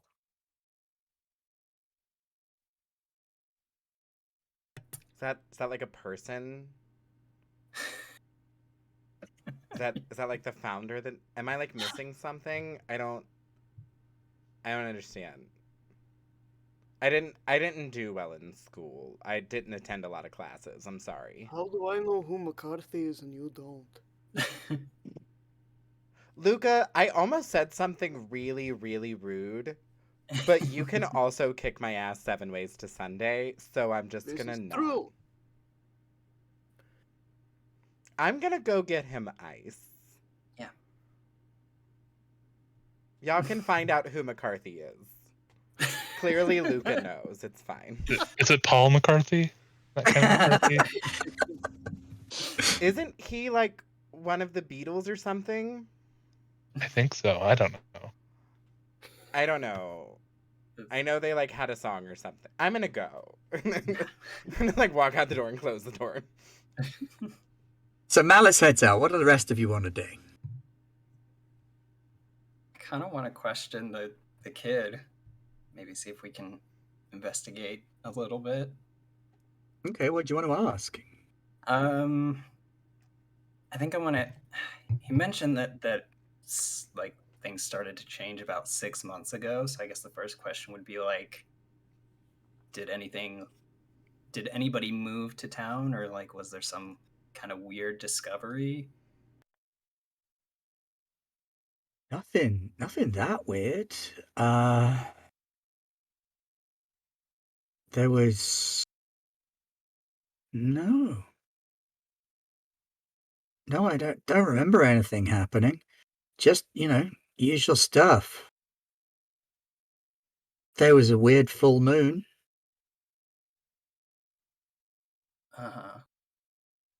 but that's It's like pollution, right? Hunting being weird. Yeah. Oh, yeah, there was a meteor shower.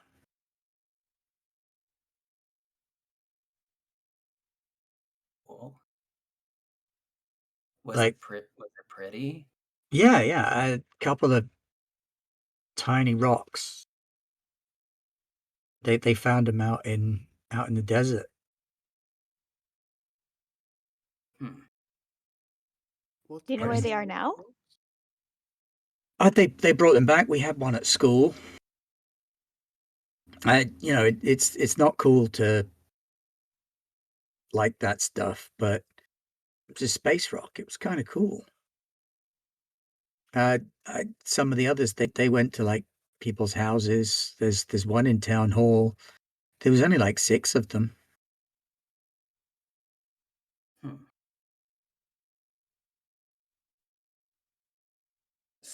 So this town is like, is all the water connected to like one lake? This spring?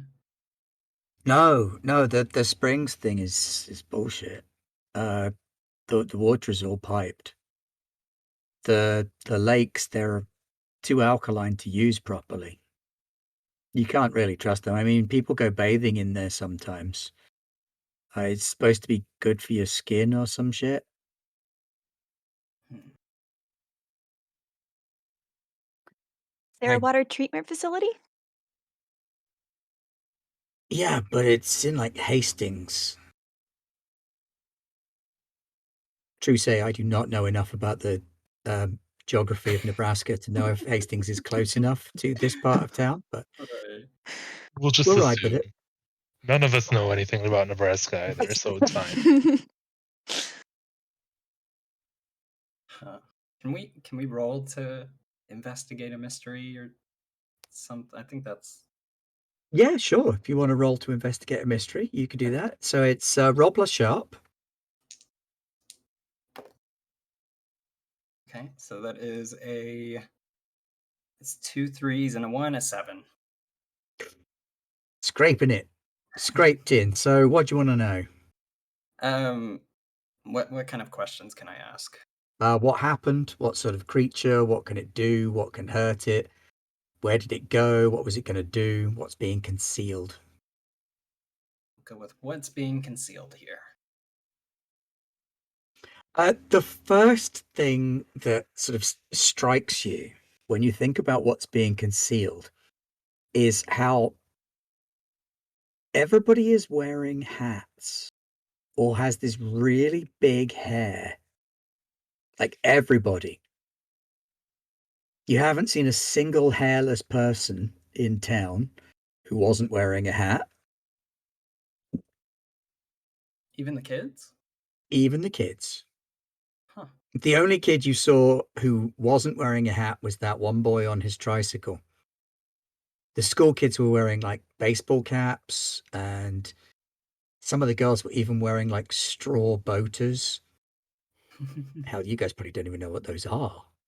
No. The language around it is the same. Well, I'm not a good frame of reference because my dad's from whatever. Don't listen to me. No. I like the old school, like I call them like Music Man hats. Yeah, oh, of course, Yeah. yeah, because you'd have had them in the music hall Yeah, and little, stuff. little Yeah, Music Man, like it's old really common school in Like a hat. little UK private like schools for Charleston. girls to have. Yeah, that kind of thing. Huh. So where are the hats coming from then? It's people have been wearing them more and more. It's like they got fashionable and they started wearing them in the last couple of months. Suddenly everybody's wearing hats. You know, I don't got a hat.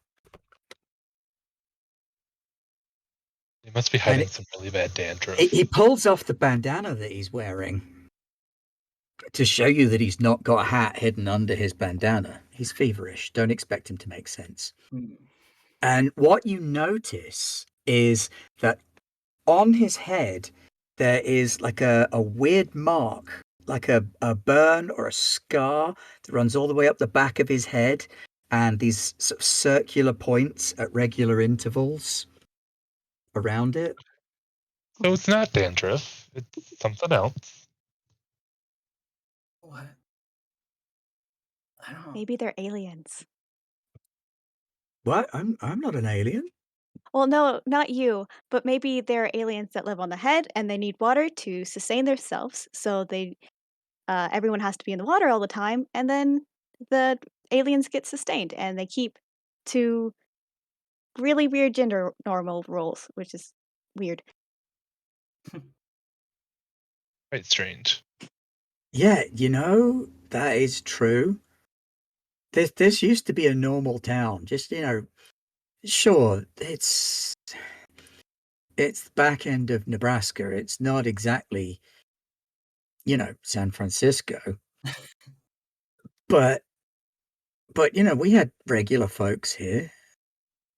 And then last couple of months, everybody got real sort of straight-laced and just weird about stuff. Hmm. But not you. No, I've not been well. Oh shit, you know who you could check on? Lucy and Edna. Who? Who's that? Gay, multiracial couple. If they're not weird, if they've gone, crazy town, then we know it's bad, but they're pretty cool. Hmm. When my mum kicked me out, they let me crash at theirs for a while. Cool. What part of town do they live? They've got a house on one of the streets into town. Is Alice back with the ice yet? Whatever. So Malice outside. You walk outside and the bellhop is standing motionless by the pool. It's an outdoor pool.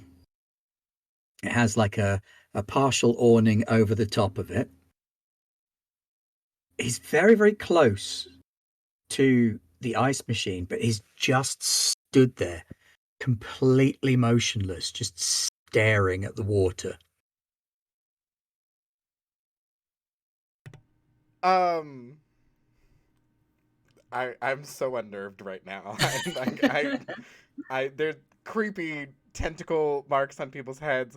I think we're essentially fighting what are turf like mind control aliens, which is a really weird thing that I never thought I would say out loud, but here we are. Um that's just me in general and I'm living for this. But Malice is going to kind of like look over and see that the person is like just staring down at the water. Can I use my other Jinx hold to interfere with what a monster is doing and try to like Ooh. I'm gonna assume that I can't really like fully control exactly what the shadow hand is gonna do. So either like tell it to like fuck with it. So either try to draw it away or knock it into the pool or do something. And I Okay, just kind so of lean on the railing outside the motel room, and I see this and I see the ice machine, and I'm like, I just wanted to get ice. This is so more complicated than I thought it was going to be. you conjure the hand out of your little planchette, and it kind of snakes smoke-like through the air, and it bats the hat off of the bellhop's head, and you can see sat on his head there's this fat purple slug-like thing with all these little tendrils coming off of the sides of it and poking into the boy's head. And your shadow hand just grabs it around the middle and Oh no. yanks it off of his head. It's still attached by the tentacles all down the sides, but it pulls the main body of this thing off the boy's head, and he falls to his knees. He goes, "Ah, Mom, no, not that, Tom, no!" and he's screaming and crying, and he's sort of thrashing around and looking. Do we hear that? You do hear that. Okay, I think. I just like guess really quickly like knock on the door really obnoxiously. Oh. Oh no! Give us 1 second. Oh, Sorry for technical difficulties, real fast, folks. Give us No. just a second. Distraction music. you've been split in half, Wes. I have. It's fine. Here we go.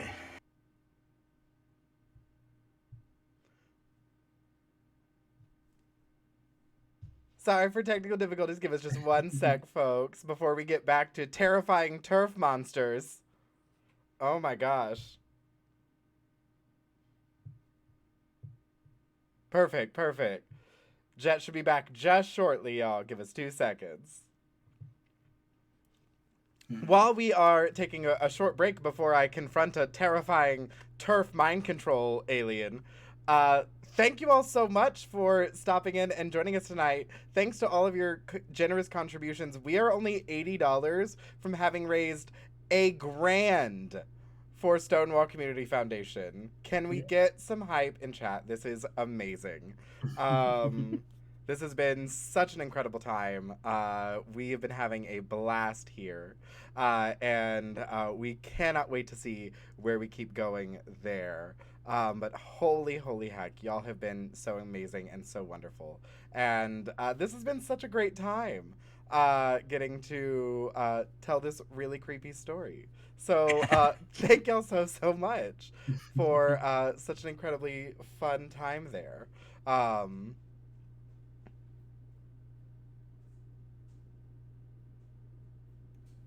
If anybody would like to, feel free to, like I said, spread the word. We are only $80 away. I know we can make it. I know we can make this happen. And Jet should be back just shortly as soon as Discord fully resets everything and gets them right back on in.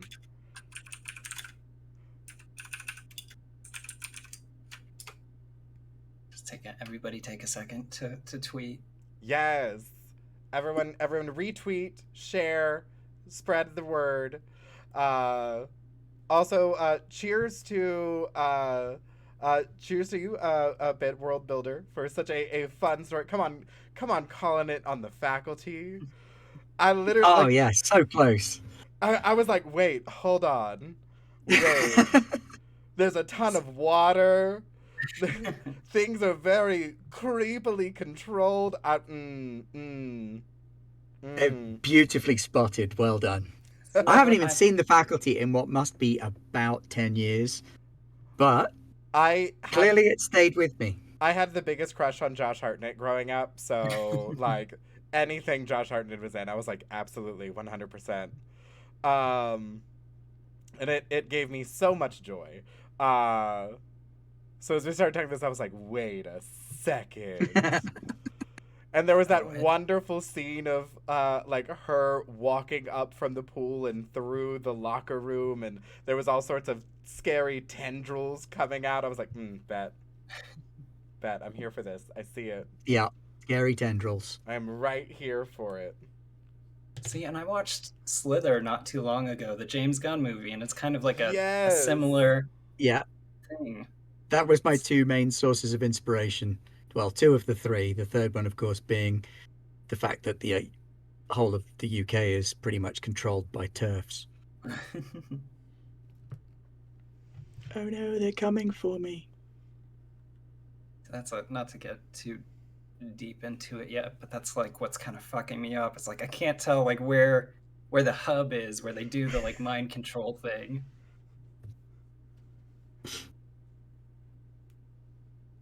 I love that they're turf aliens though. That does actually like really warm my soul. Getting to fight back against scary turf aliens is brainworms, right? It's gotta be. It's a fantastic experience. Hey, there we go. Let's see, do we need to rearrange. And things will once video is back, we'll be all good to go. There we are. Hey, perfect. Welcome on back. Yeah, Discord said no. Oh, I'm so sorry. It's okay. So, when last we met our merry band of intrepid adventurers, Malice was just panicked, hammering on the door to Broadway's room. Not Broadway's room, Demetrius's room. I keep calling you by your player name, not your character name. It's all good. Rookie mistake. So you all can hear this hammering at the door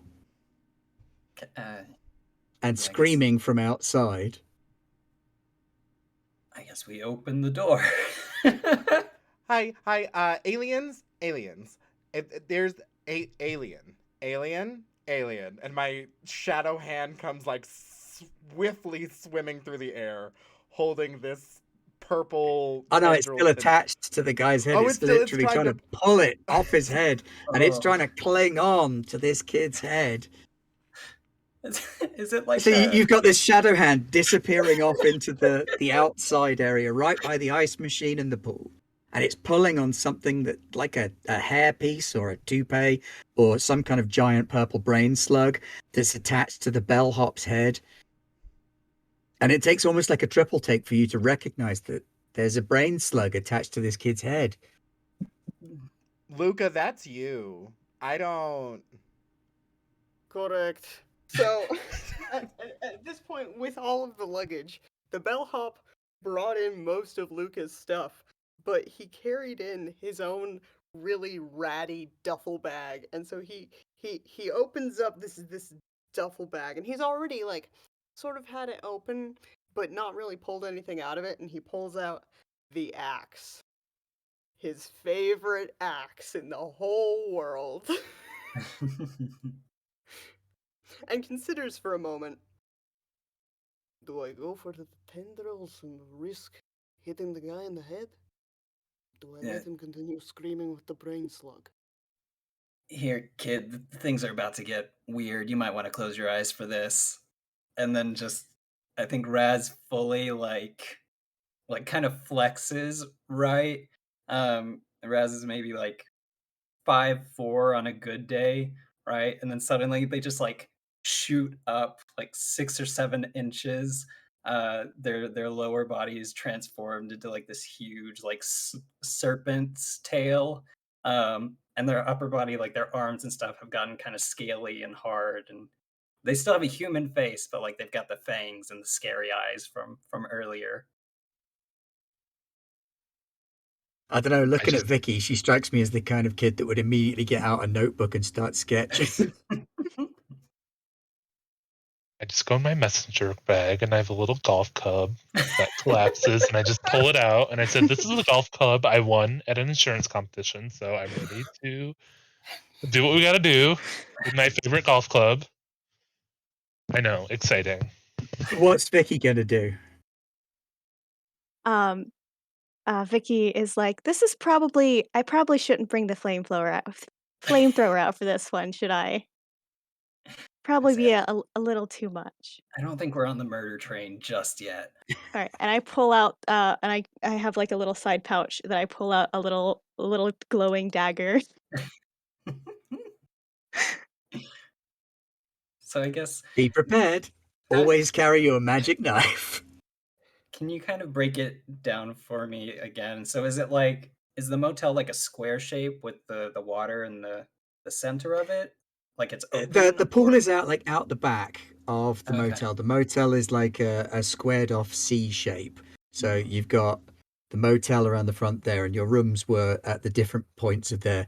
Then the pool is out the back, and their main reception was in the middle with the dining area there, and the ice. So you're out here at this room, if you like. Okay. I think we just do we rush out to attack this person? So this kid has apparently lost complete control of his limbs. They're moving randomly and wildly, and it's like he's dancing, running, skipping in place, flailing his arms like a semaphore. screaming and shouting and like yelling at his mother not to do whatever it is his mother is doing. His mother's not there. No. And the shadow hand is holding this brain slug, and the brain slug is whipping it with tendrils, which pass through the shadow stuff and won't connect. So I think I want to rush up to the kid and using like the snake tail, like wrap it around the bellhop to like kind of keep him from wriggling. And then I don't know, I guess leave room. Okay, somebody either knock this kid out or get this thing off of him. Okay, so what I will get you to do then is to act under pressure Okay. rather than kick some ass. So that's roll plus cool. That's a 10 plus 1. That's an 11. Excellent. So you do exactly what you set out to do. You shoot around like a serpent and you wrap your coils around the bellhop, holding him in place without reaching to his upper body and exposing yourself to the thing on his head. Luca. What's Luca gonna do? How much clearance is between the head and the body of the thing? Probably about 6 inches. Good enough. Try to get the tendril. Okay, now you are definitely going to roll some kick some ass. So roll plus tough. I was gonna say, does me holding them stationary like help Yes, in actually, any that will give you a +1 to your roll.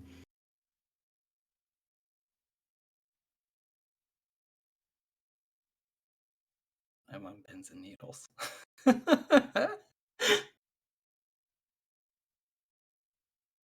Plus Yeah, it's just tough? messing with us now.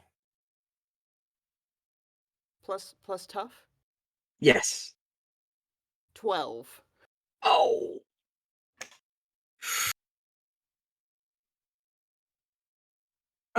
Okay. Well, 12 I think plus what we 1 can is that say then, 13. yeah, I mean, 12 is the best you can roll. Obviously, it's not the best you can get, but it's the best you can roll. So you slice perfectly down between the head, almost giving this kid a haircut as you part the tendrils right down close to his head. Probably no more than a couple of millimeters of tendrils sticking out of the boy's head. So the shadow hand of Malice jerks this thing up into the air, and you can see it flailing its little tendril arms. The tendrils in the head kind of burrow into the boy's skull, and he kind of falls to his, or would fall to his knees were it not for the fact that he's being held up by a giant snake person. And he kind of slumps in Raz's grip. Broadway, what do you want to do?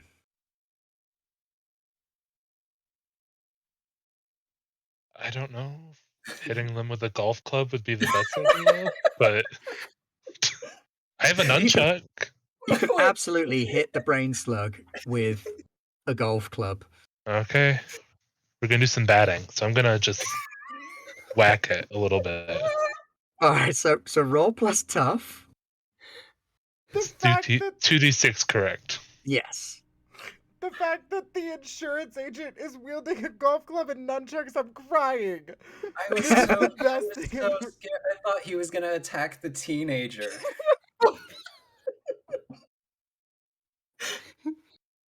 Just like, we know you've been through a lot, but you know what? Let's get this over with. No. Out of this whole event, the thing people won't believe is that he got beaten up by an insurance salesman with a golf club. That would be a 7. 7. Okay, so you hit this thing, and it sort of squirts this purpley pink goo. Some of it splatters on your face. So it does 1 point of harm to you, and it looks like it's trying to reform on Demetrius's face. So Malice is still holding the majority of the body of this thing, but with the golf club, Demetrius has like smashed the front end of it off, and it's plopped onto his face and is trying to reform into like a smaller version of itself on there. The main body of it still seems to be flailing away up in the shadow grasp. So what's Vicky gonna do? Vicky is going to, seeing that Dimitri is got something on his face, is gonna try and see if she can pry it off with the holy dagger that she has.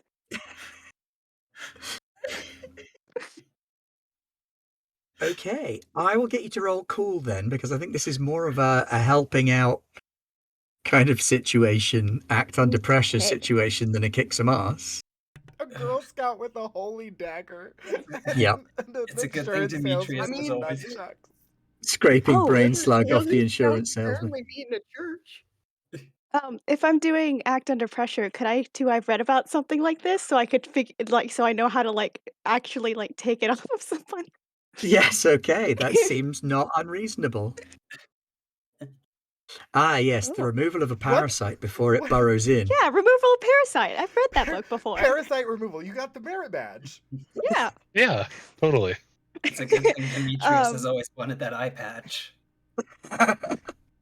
2 plus 5 plus 2, so that is 9. Wait, 5, 6, 9. 7. Yeah, 9. So you kind of scoop in really close to Demetrius's eye with this holy dagger. Demetrius, you see the blade of this dagger literally curve its way around your eyeball. It's so close, you almost can't see it anymore.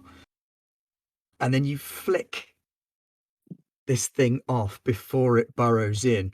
So Demetrius is left with like this slightly burnt patch around one eye. But you've managed to get the head of the brain slug, the tail of the brain slug, the whatever bit of the brain slug is off and splat it onto the floor Glad where I it read parasite shrivels dissection. up and dies. Now I So just look a little Wes, more what's edgy. Malice going to do with the body? So it's still flailing around in the Shadow Hand's hand, I guess. And I just kind of look up at it and I say, "Hey, buddy, feed." And it's gonna use the big whammy so that I can kick some ass using weird instead. Oh, go for it. That's going to be a 9 total. Just so you know, this is going to be messy. And the Oh, shadow hand kind of goes absolutely. and squeezes this thing into a pulp, and it squirts out all over the place. Bits too tiny to reform. There's this sort of hissing sound as this pink goo crashes onto the stones around the pool. And then you see a man come round the edge of the motel with some hedge clipping shears in his hand. And he's heading towards you. Looks to be about the same age as the lady behind the counter that Demetrius saw earlier. He's got some overalls on and a plaid shirt underneath that, and he's got these hedge trimmers and this kind of wild-eyed stare in his eyes and a baseball cap on his head. How fast is he moving? At the minute, he's lurching, but as he comes round the corner and sees this splat from the shadow hand, he breaks into a run, Terminator style. Can I just You throw can my see these nunchuck at him? garden shears slicing up and down in the air, Dimitri throws a nunchuck. and you'd throw nunchucks at him. Like, not today. Knock him into the water or something. Okay, roll your tough. Come on. This will be our first critical failure of the game.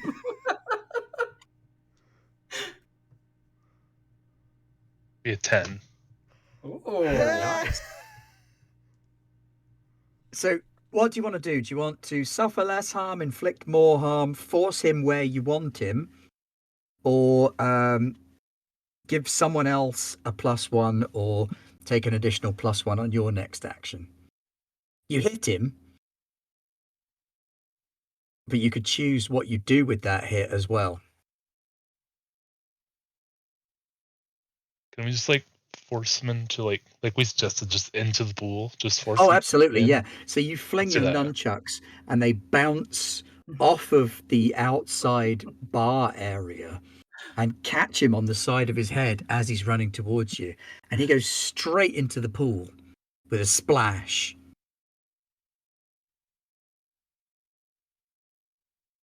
And you can see in the pool his baseball cap floats off, and this brain slug on his head pulls its tendrils out and stretches them out in the water and starts trilling them a little bit. Is it like walking on the water, or is it like No, just... it's still just got him floating face down, but this thing's caressing the surface of the swimming pool. You gotta head We get out, maybe. we can get in the car. We can get the Yeah. car. Get the car. Get the car. Get so far in the car. Wait, aren't those the cop commissioners guys coming? If they come over and then they get the purple brain goop, that would be horrible. It'd be not great. I mean, cops already not. Yeah, exactly. So it'd make him Nasty. worse. Okay, we gotta leave. I hate this. I hate everything about this. Vicky, can you make an investigate a mystery roll for me? I Oh sure gosh. can. Oh, 6 + 4 + 2, so that's a 12. Very nice. So you could ask any question at this point. I was just getting you to roll to offer you a piece of free information, but you can ask anything you want to know.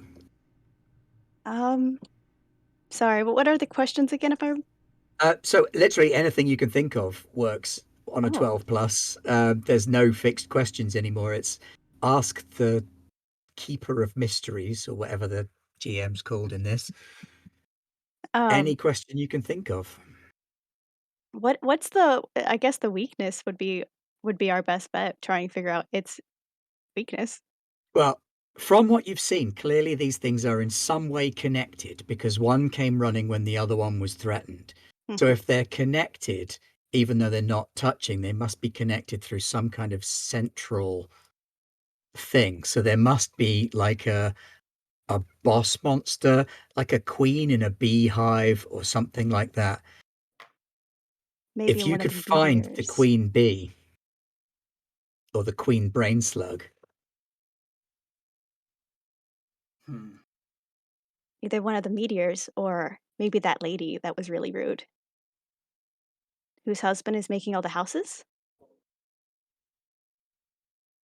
The kid said mother. But if the slugs are turfs, would a mother possess a man? I don't... Mother would probably possess the mother, so it'd be the wife of the guy making all the houses. She'd be the mastermind, and, uh, he'd be doing all the work for her. Like bees. She did seem a whole lot more creepy and intimidating than mind controlled. She seemed to know more. Yes.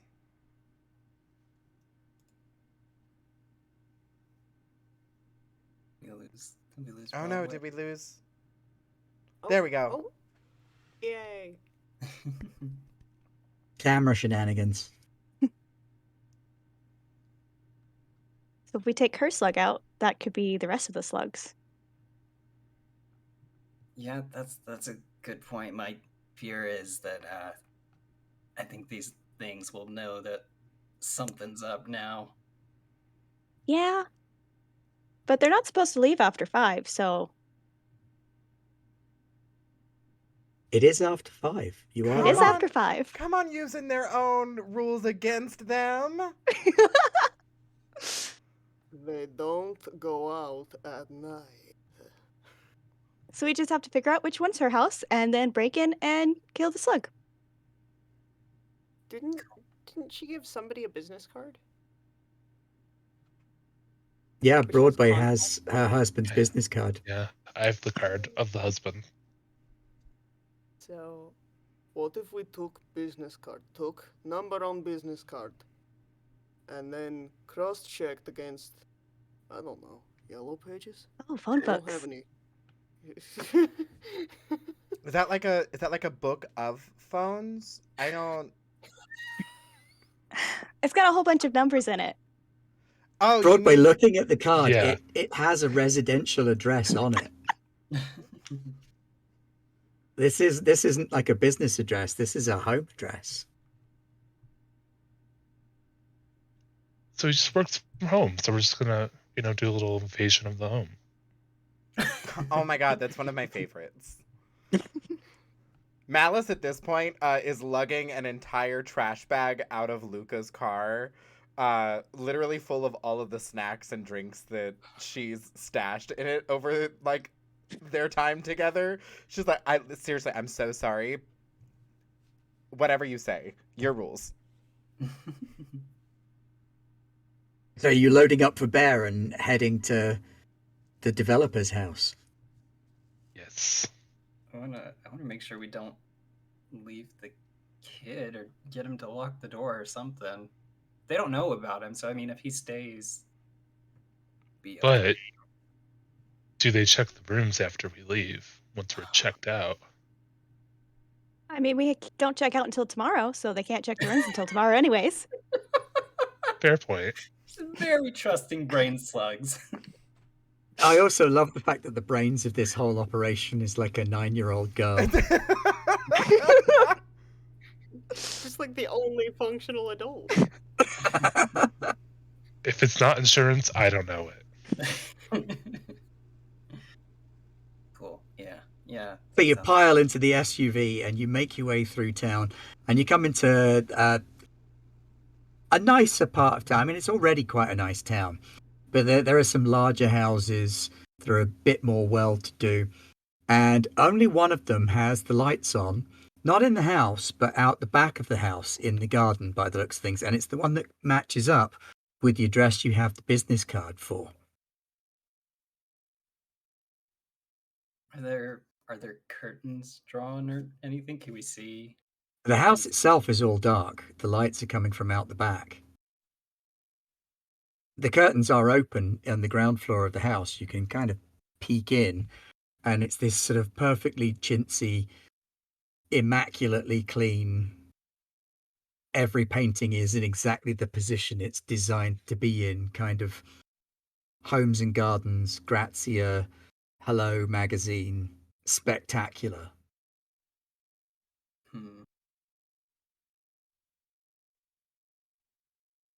What do y'all think? I could always just go up and solicit them for home insurance. Do they have a no soliciting sign on the door? They do not have a no soliciting sign, no. Perfect, just go strike up a conversation. It's like vampires. They have to be invited. Yeah. Insurance agents are the new vampires. So you walk on up to the front door and you ring the bell? Yes, I have my messenger bag with my collapsible golf club and my nunchucks. And I have some business cards in my hand, and I just kind of ring the doorbell. Ding dong. Nothing much happens for a few minutes. Rest of you are all like in the car watching. Malice, can you call the phone number on there? I'm sure they have a house line. Something. You ring the bell again. And after another couple of minutes, a man comes to the door, and he's got this sort of perfect senatorial salt and pepper hair. He's wearing a cravat and a pale blue shirt and these sort of beige chinos. And he opens the door and he's like, "Hey there, sport." Hi. What's your name? I'm new to the area, and I'm just trying to get everyone's names here. Well, son, I'm James Parker. How can I help you? Well, I'm kind of thinking about moving around here, and I talked to your wife, and she kind of gave me your business card, and looking Uh-huh. to move. I also Uh-huh. sell insurance, home Uh-huh. insurance. You have a lot of home. Uh-huh. I need a home. You have homes that might need insurance. So I was thinking we could strike up a conversation about homes. Yep. Yep. Sounds great, sport. Let's table a meeting. Great meeting you. Perfect. Take care. And he Oh, closes the oh, door again. well, Do you try again? yeah, I'm gonna ring the doorbell again. Said, you know what? He hasn't gone I'm anywhere, flying so he doorbell day. opens the door again straight away. Yeah, there, sport. How can I help you? Well, I'm looking for some homes to buy. I'm moving into the area, and I met your wife, and she said you were working on this development, so I thought I would Uh-huh. talk to you about Uh-huh. that. Uh-huh. Yeah, it sounds great. We should table a meeting. Yeah, Come to my do you have office. time now? Yeah, let's do He that. closes the door again. I Does mean, if we're gonna he just go attacking, shouldn't we just go attack? does he is he wearing a hat or no? Is he just have hair? He just had hair. He had gorgeous hair. This big, thick, grey, senatorial, spectacular. The kind of hair that you want in a man who's going to run for the presidency. Like a little This bit sort of too much thick, hair or like perfect curl, Like imperceptible join line across their kind of hair. like like potentially cyborg hair?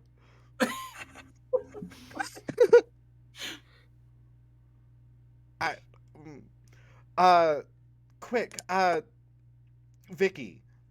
Mhm. Uh he's kind of antsy right now. Can you tell him a secret? And I kind of like hold up the planchette. You don't have to tell it to me. Just tell it to him. a secret. Yeah, they really like secrets. Mm.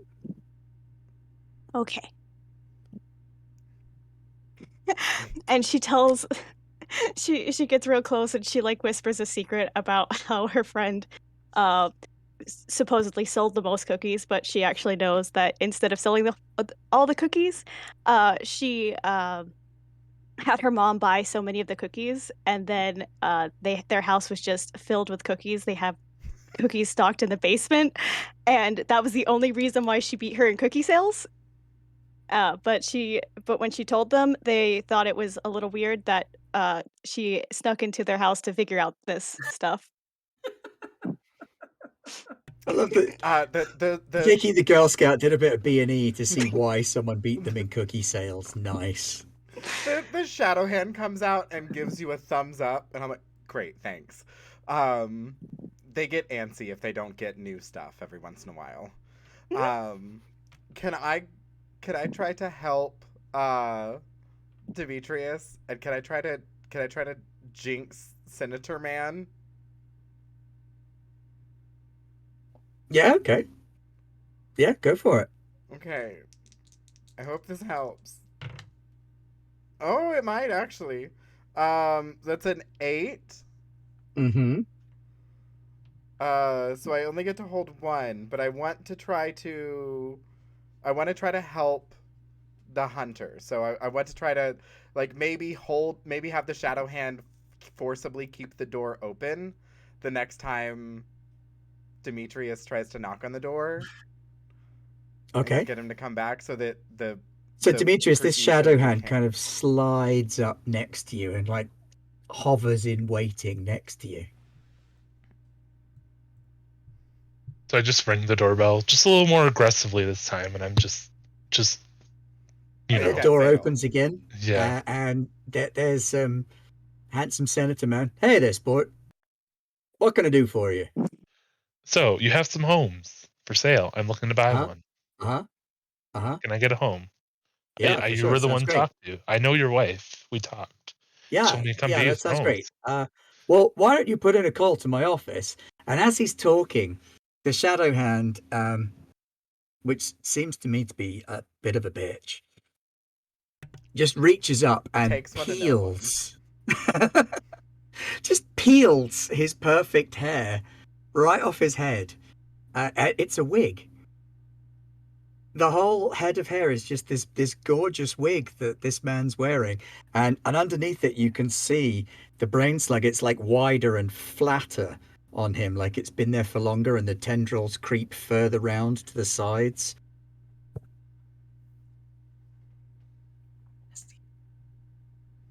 Sounds like a plan. Why don't you put in a call to my office? There's literally nothing going on behind his eyes at this point. Well, this address was listed as your business address, so we're kind of already here. We can just, pencil in some time right now. The Yeah, shadow for hand is sure. just pointing down at it, making like hitting like motions, like Come on then, Spud. Let's head into my office. Oh. Can we see the? And he steps out of the way to let you into the house. And I just kind of look back and I give them the signal, and then I just kind of walk in. So you walk in, and he closes the door behind you. The hand kind of pulls out and gives you a thumbs up from the outside of the door. And you walk into this. It's a gorgeous house. Lovely wooden stairway, some nice wooden paneling on the way up the stairway. And he walks into a room at the foot of the stairs that's got mahogany shelves and many leather-bound books in it. And he takes a bottle, a decanter, pours 2 drinks, hands you one.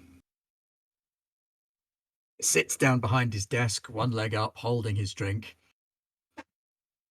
So, sport, here you want to buy a house?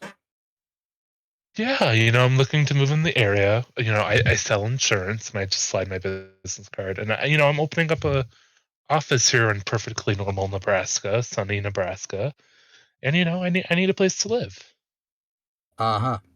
Yep. Sounds about right. Sounds great. Yep. And you married? No, No wife, no kids? no, Oh, don't you worry, insurance is son. very busy. We can sort all that out for you. There's plenty of eligible young fillies in this town.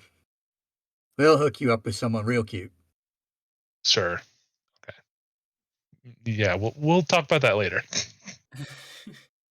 So, you want to buy a house, huh? Yeah, I'm new a development, new developer, me. area. Yeah, I develop houses. Got about 50 new houses going up for sale soon. Perfect. Got a lot of options. Your wife was telling me she had a lovely hair, lovely hairdo going on. Told me Yep, you that's right. develop a lot of My good homes. lady wife. Lovely woman. Perfect gal. Great homemaker. Perfect. So if it's just you, are you looking for a 2-bed or a 4-bed? 4. I might have people that kind of, uh, come in and Hey, out gotta make from room for the time to wife and time. kids, right? Yeah, wife, kids, sure, got to make room for them. Room to expand, room to grow. Great. Sounds great. Well, he pushes a leather portfolio over to you over the desk. Meanwhile, outside, the rest of you see a light come on in the office, and you can just about make out Demetrius sitting behind a desk with um, Mr. Parker. What do the rest of you want to do? Mm. Should we break into the house now and try and kill the lady slug on the woman, the queen, while the husband's distracted? I think you said she's like in a shed or something behind the house, right? There were lights. Yeah, there's some lights out behind the house.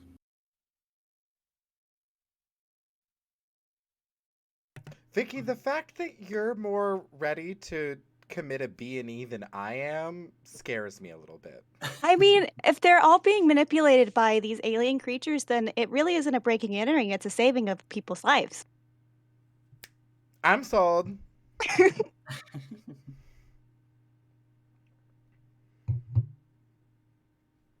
Huh.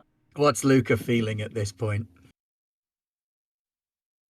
I mean, at at this point, he's just kind of been watching everything, and as soon as Demetrius went into the house, it was a situation of like hard grab on like the door handle, and then just be like, oh, oh, give it a minute, give it a minute, give it a minute. So at this point, it's very much a sort of, all right, got my axe, have the smaller gun, not the bigger one, um, ready to rock and roll if like Vicky is ready to rock and roll, because there's no way that she's going around the back of the house by herself. She is a 9-year-old child. And Raz, what's Raz doing? I was gonna say I have I have an idea. I think it's a bad idea if we try to go back there and attack this queen by ourselves. Can we lure her out, maybe? Husband's distracted. Like, if we call the house phone, will she come answer it?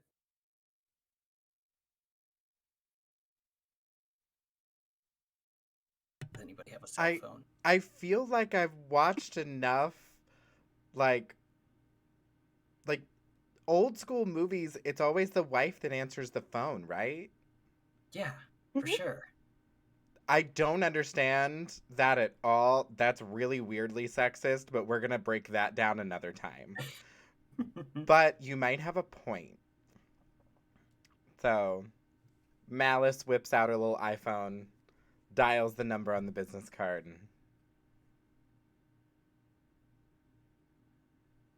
Wait, Demetrius hears the phone go in the house. And the husband kind of looks up at you and goes, "Hey there, sport. How can I help you?"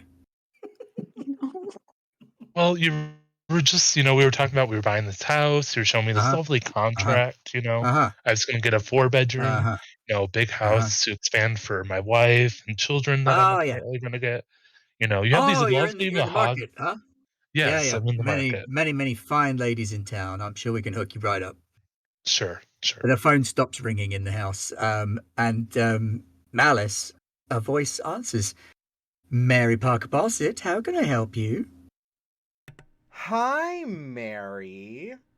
This is Alice. And you watch, it actually takes a second for Malice to not say Malice. She has to like remind herself or something. She's like, Alice. Alice Murphy. We met outside the church earlier today. You had the most fabulous beehive and those shoes. Oh, darling child, so sweet of you to say.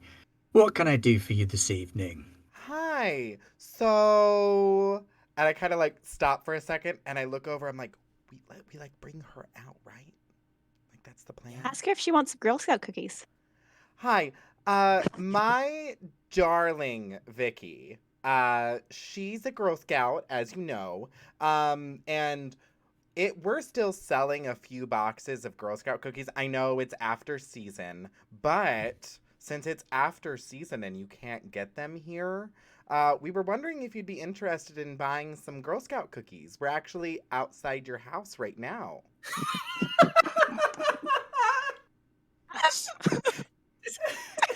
Sure, why don't you girls bring them round the back and come right on in? Oh, I'm so sorry. Vicky has a rule that she's not allowed to sell Girl Scout cookies in people's homes. They have to come out to a well-lit area. So we're standing right underneath the street lamp that's outside your house. You can come here. I would love to, but you see, I'm a little wet at the minute. Oh, it's fine. I'm sure. And at this point, you just see Malice pull out basically a machete from from like the back waistband of her high pants, and she's just like swinging it around in one of her hands. Can Demetrius hear this phone call happening in the house, or no? No. I guess guess I'm gonna use my best sneaking abilities to try and get around the back. Moving through the foliage. Okay, so that's an bushes. act under pressure for you then, Raz. Okay. What is that? What is that plus? The plus cool. Well, that's a 6.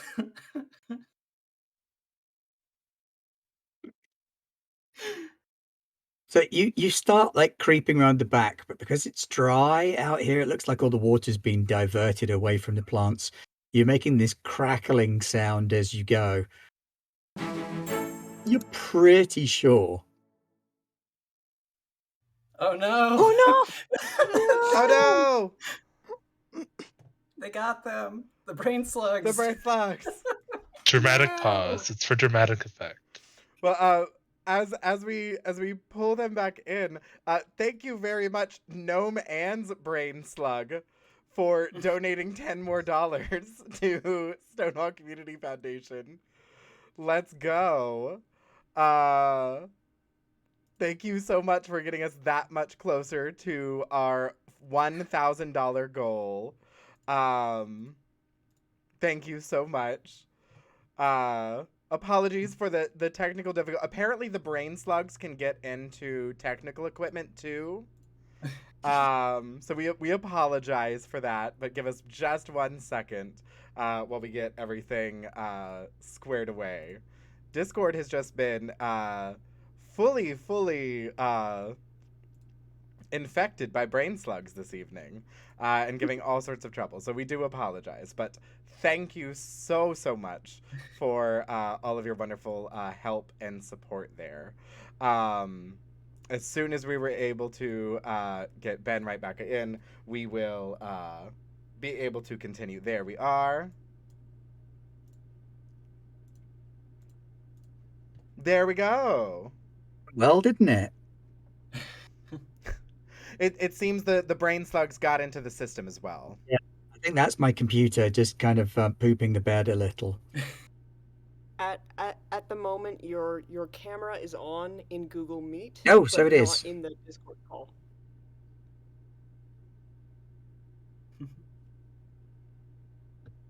There we go. Hopefully that should fix those things around. What is this rookie nonsense? Come on, computer, I believe in you. Do it. It was the most terrifying thing is as Raz was sneaking, all of a sudden our game master's the one that got snatched away. What am I pretty sure of? You're pretty sure everyone heard you. Okay. Is what you were pretty sure of. It was making a lot of noise. Fantastic. But this video just does not want to load, does it?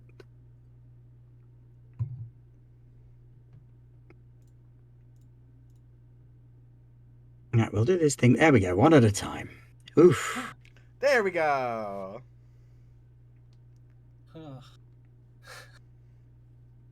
Thank y'all everybody for sticking with us there. Sorry about that, everybody. So, yes, Raz, as you crash your way through, you bash up against the fence post. The whole fence shakes. You're pretty sure you've just announced your presence to whoever is in the backyard. To cover it up, you just hear Raz go, "Raccoon, raccoon, raccoon."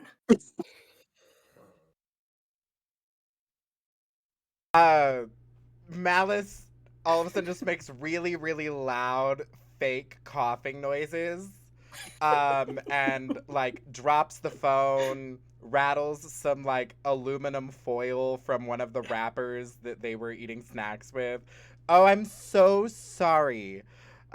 Vicky bumped into me and I dropped my phone. Vicky, you have to be more careful. This is why we're standing under the light, Vicky.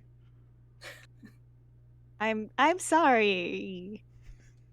It's I'm not okay, actually standing sweetheart. underneath the light. Well, then we need to be, Vicky. I just exit the vehicle and drag Vicky over to a street light.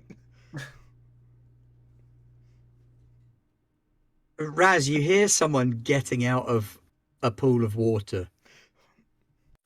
Okay. Seems to See what- take longer than it should do, really.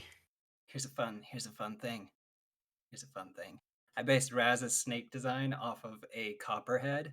Copperheads are pit vipers, so they have a pit in their nose that essentially works as like infrared vision at night. And I see. Cool.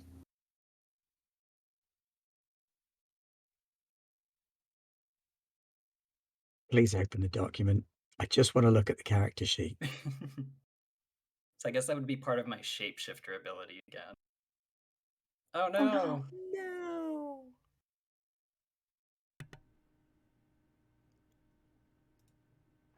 No. Internet, what are you doing? It's like it's late in England. Send me some slack. I know. Oh. I think they're back. There they are. Nope, no character sheet for me. It's okay, that's okay. So sorry, my computer gets very, very fussy at times about existing. It's supposed to be this sort of supremo, gorgeous streaming machine.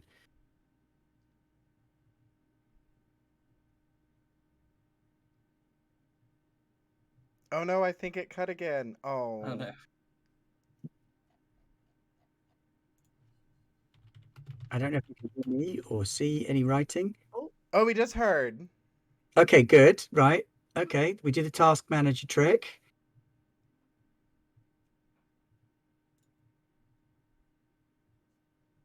So if I turn off the camera, whew, And if we have to go with no cam for a little bit, that's fine as well. all right, well, let's run with no camera for a minute because it seems to be able to handle that. Can you guys all still hear me? Yes. Yes. Yes. Okay, good. That's something. I do apologize for these technical difficulties. Where are we? Pit Viper. Mm-hmm. Justin, you were just telling us about how your shapeshift power Yes. enables you to pit viper your way around this. So I can see infrared in the dark, essentially, how they Yes. hunt. So in game that translates to +1 on investigate a mystery. But really, I'm just trying to see like, what is out there. Yeah, I think that's fair to just tell you because you're just using a sense that your character has. So you look with your infrared vision, and there's this hot body on the other side of the fence climbing out of a pool of warm water that's also showing at about the same temperature.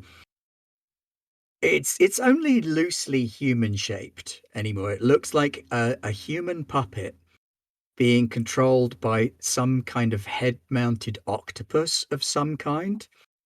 So the brain slug in this case is enormous. It looks like it's consumed most of the back of her head and is actually supporting the weight of this woman on 4 giant-sized tentacles.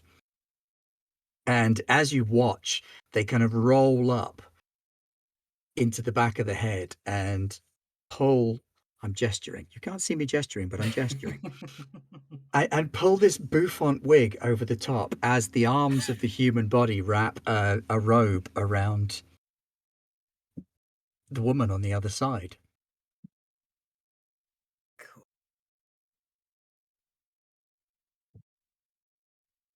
I'm at a Hey, there you are. Aha! I live. Um, does it look like she's headed towards me or towards It looks like them? she's heading further down the garden to the back gate that you can see up ahead. Okay. Then I guess I'll try to. I'll follow from a distance. So you're on the other side of the fence, kind of running parallel to her.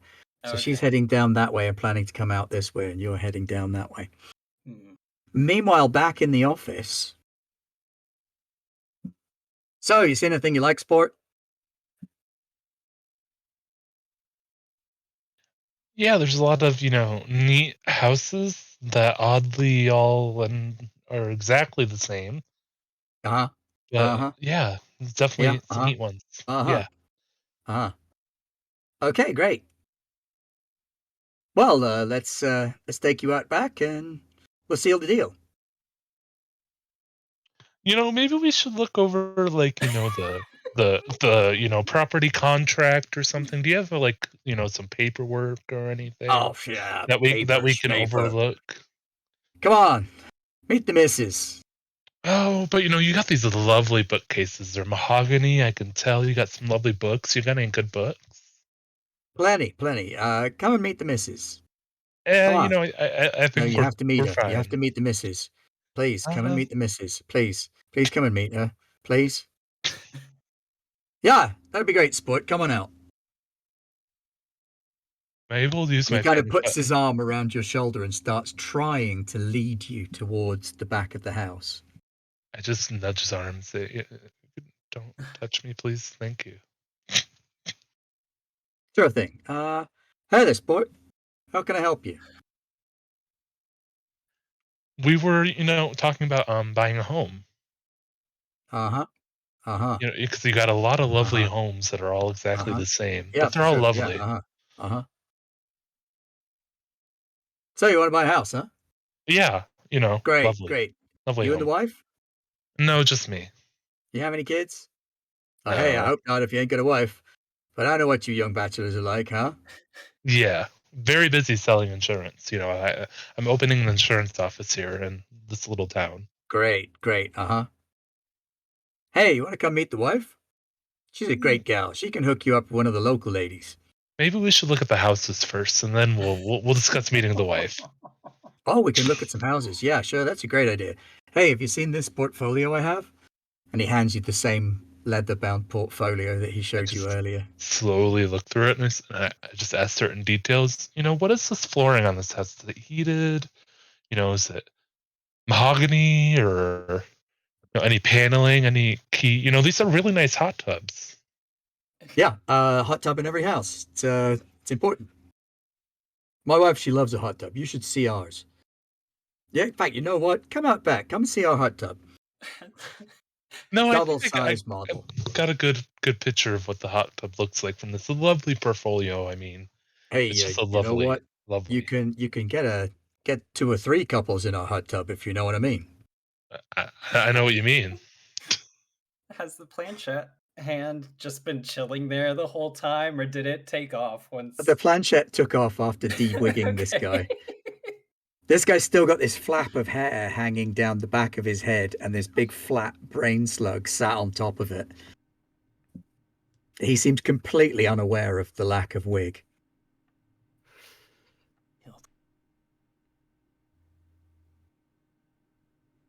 What's Luca gonna do? I would like to follow after Raz and not care how much noise I generate. Okay, so you go following after Raz, and Raz, as you're creeping along the side of the fence, the back gate opens, and out steps Mary Parker Posset with her absolutely impeccable beehive hairdo. She's wearing sandals and a white robe like you would expect to see in a hotel. And she just kind of steps out with her head on a slight tilt. And she sees the two of you. The two of us, or the two Malice and The two of you, Luca okay, and Raz. fantastic, fantastic. Now, Raz, if she had to make a snap judgment, how do you think she would misgender you? Uh, I'm gonna say it's if it's dark, probably more masculine. Just because I think they wear a lot of like slimming stuff that doesn't blend towards a silhouette in either way. Well, hi there, boys. Why don't you come in and take a tub with me?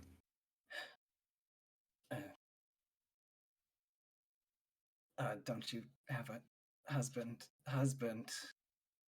Oh, he won't mind. The more the merrier. I hate this.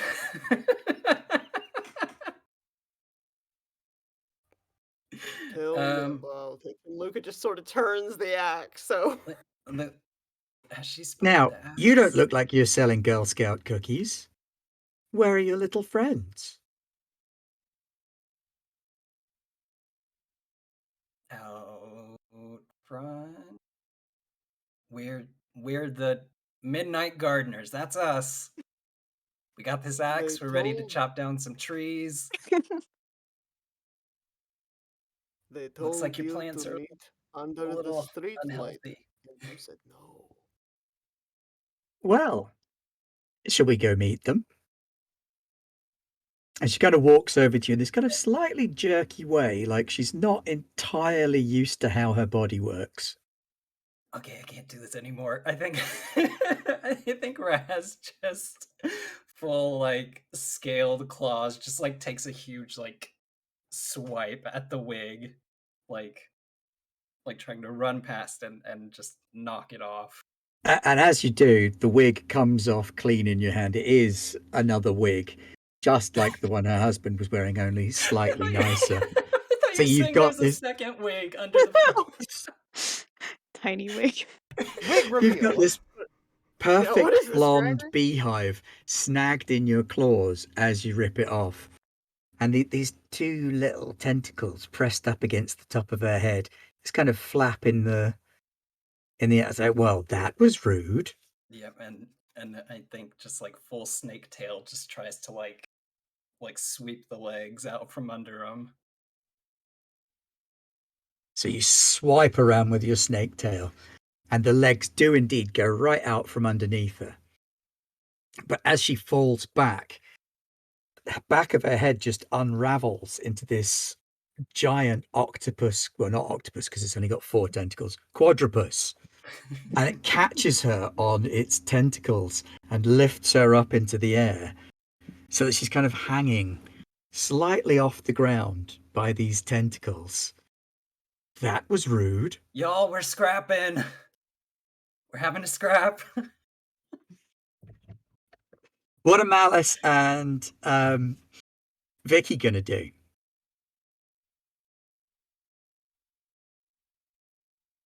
Vicky, do you want to help them or do you want to get Demetrius? I can get Demetrius. You can help them. Love that answer. She's just gonna run towards the house, or skip towards the house, actually, just ready to go. Okay, can you make a cool roll, please? Oh no, do I have cool? I don't think I do. That's okay. It's just a normal roll then. Oh, I actually have +1. Oh, that's 2 6s. Oh, no, wait, that's a 1. That's a 1. A 1 and a 6. Like 2 6s, slightly different. I forgot the moon was the... Yeah, so Oh, 7, cool dice. 8. 8. So you head on up to the house, and you pull out your lockpicks, and you're like, jiggle, jiggle, jiggle. Good job you got your lockpicking badge. Pop the lock on the house. Let yourself in. And there's Demetrius in the study, looking really slowly through this portfolio of houses, asking as many questions as he can think of, with bald brain slug Parker man going, pretty much all the questions. So you stand in the doorway and you can see Demetrius, but the developer guy can't see you. Can I jump on his back and try and pull off the use my knife to just cut off the brain slug? Yes, you can. Roll to kick some ass. Oh no. That's a 4. Oh. Oh no. So you burst into the room intending to jump on his back, but you realize it was actually a mirror that you were looking at No. rather than him. So you leap into the room and you go, oh crap, he's actually over there. And he kind of turns around and fixes his gaze on you. He's like, "Hey there, sport. How can I help you?" Would you like some Girl Scout cookies? "I love cookies. What flavor do you have?" And she's just Feral gonna Girl Scout with a knife in her hand. yeah.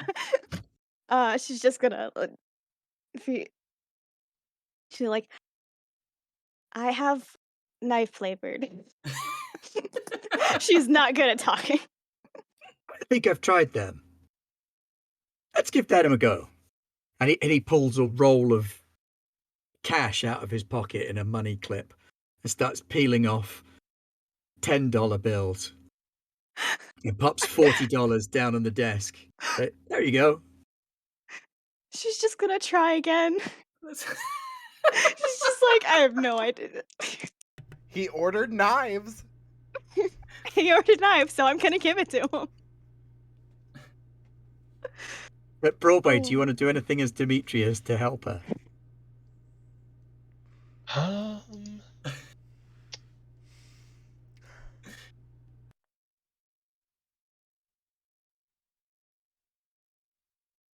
Let's see here. Let me check one thing. Hmm?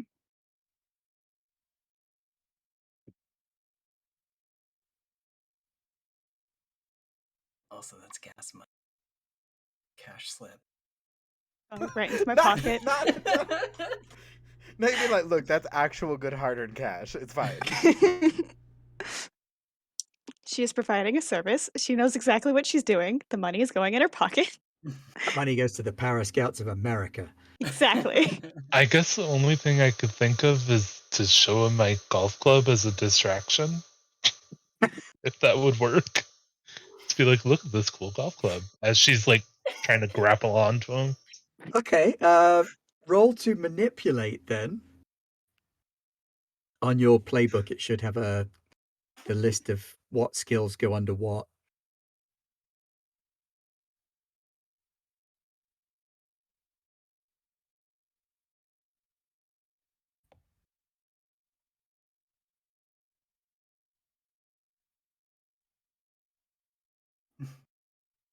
That'd probably be a charm roll, right? Yes, that is charm. Thank you. See, I would know if I could look at a character sheet, but my computer is like, no character sheet for you.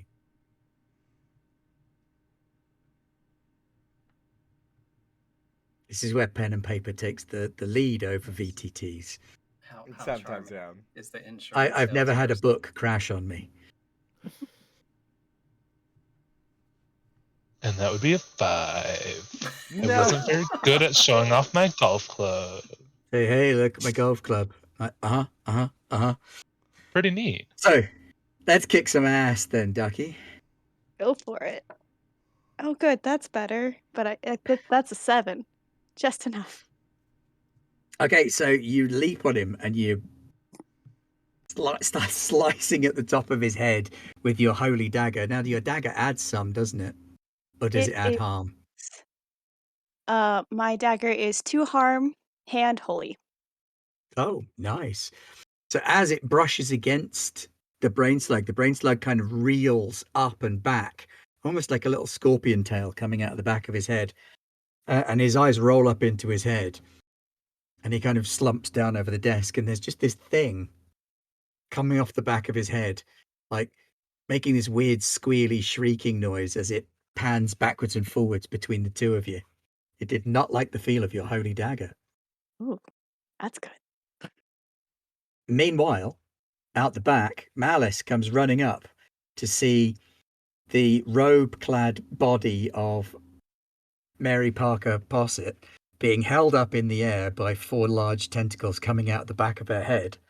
This bloated octopus-like brain slug that's devoured most of her brain, with her dangling from the front of it. Luke is there with his axe. Raz has turned into a giant snake person. Malice rounds What the have corner. you got going on? Malice rounds the corner, takes one look, and it's just like, y'all are better fighters. You got this. And I'm gonna pull up my. Don't forget, you can use magic. Yeah, I'm gonna pull up my planchette. I'm going to whisper into it. I'm saying, I'm always a bitch because it's a defense mechanism and I'm intimidated by everybody around me. And I'm going to attempt to use magic. Okay, roll plus weird. Ow! That's actually really good. That's a 10. Is that with your weird or before your weird? That's after my weird. Okay, cool. 10 is good. So what are you attempting to do? How many things do I get to do with a 10? With a 10, you can do 2 things and take 1 glitch, or you can do 1 thing and take no glitches. I'll take a glitch because why not? Because that sounds fun. Glitches are cool. And because I am the spoopy, my hex allows me extra things that I can do with use magic. Okay. So, one of the things that I want to do is break something important to the target. And I want it to contract a disease. And I want to make it like dehydrated. Ooh, Because good water, shout. because like they're affected by water, so I want to like severely dehydrate the Yeah, alien. that works. Okay, so your shadow hand lashes out, solidifies at the last minute, and punches Mary Parker Posset in the face, breaking her nose, her perfect nose. I've never felt more sure of my decisions in my life than right now. And as it does, and it pulls away, it's like it starts to pull the water out of her. She's like coughing and spluttering, and there's blood and phlegm and all kinds of disgusting liquids from the body pouring out after it and like coughing up on the floor. And it starts to drag her backwards through the fence, coughing and spluttering as it does, back towards the hot tub. Jet, what's I Comrade would Vasiliev like gonna to do? make a running start and, do another nice axe swing. Gonna ask you a question. Yeah, let's do it. Okay, so roll to kick some ass. All right.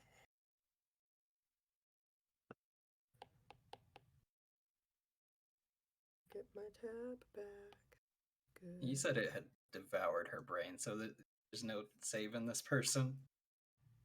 There doesn't appear to be much brain left. This thing's occupying most of her skull cavity. 6. You swing with the axe. One of her feet comes off, and then the axe wedges in the fence post next to it. You're wrestling to try and pull the axe back out again. Justin, what's Raz going to do? I think Raz will. I mean, I think using my speed, I'm gonna try to get up on it and just take a chomp out of that octopus. So I guess Or soy sauce on it. Yep. So I'll roll to kick Soy some sauce. ass. And then I have unholy strength, which lets me use my weird stat instead of tough for this. Perfect. Considerably better. That is an 8 plus 3, so 11. Yowza, 11 is good. So you whip up around her and you chomp in on the fleshy mass at the middle of this octopus thing.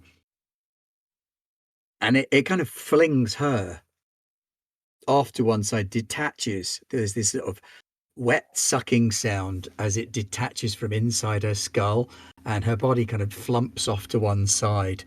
You can see there's almost nothing left in there. Okay. Whatever brains she had, this thing has eaten.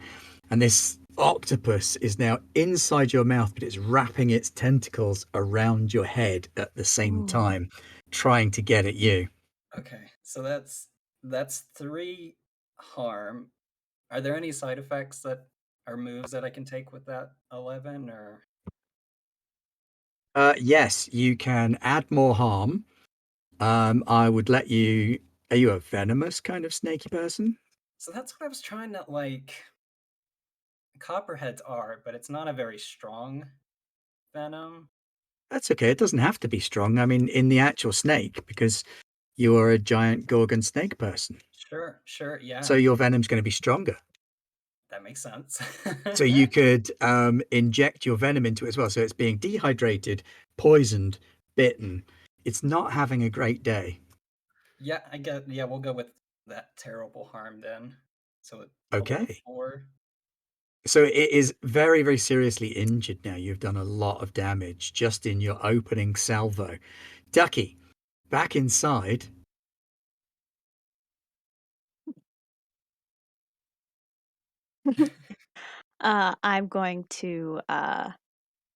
I'm going to since it's now up away from his head now, I'm going to stab it and like Okay. really get into his whatever is the closest thing to a face that it has. It appears to have like a little collection of suckers and like tendrils at the front end. Yeah. This one looks much more mature than the one on the pool boy. I rolled 2 sixes. For real this time. I actually used the one with numbers.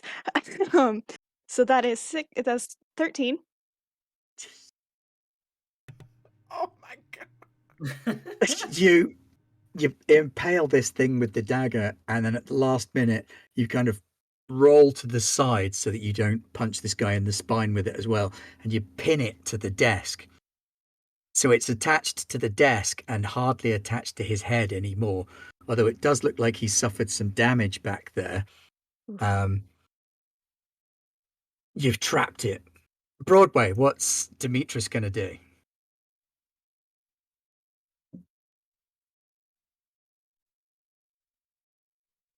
Maybe I should just hit it with my golf club.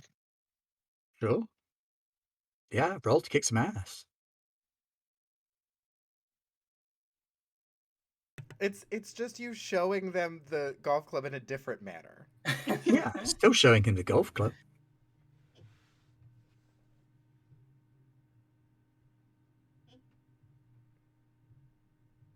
Well, I kind of showed it to him because I got a 5. No. It's the golf club. As I went to pull it, it kind of got stuck, so I had to like pull it back in because it like collapses. So didn't really Oh. work. So do you end up accidentally freeing it? Like it's been pinned to the desk and you just like hit the knife instead. Oh no. It wouldn't free it. It just doesn't actually connect with it Oof. so much.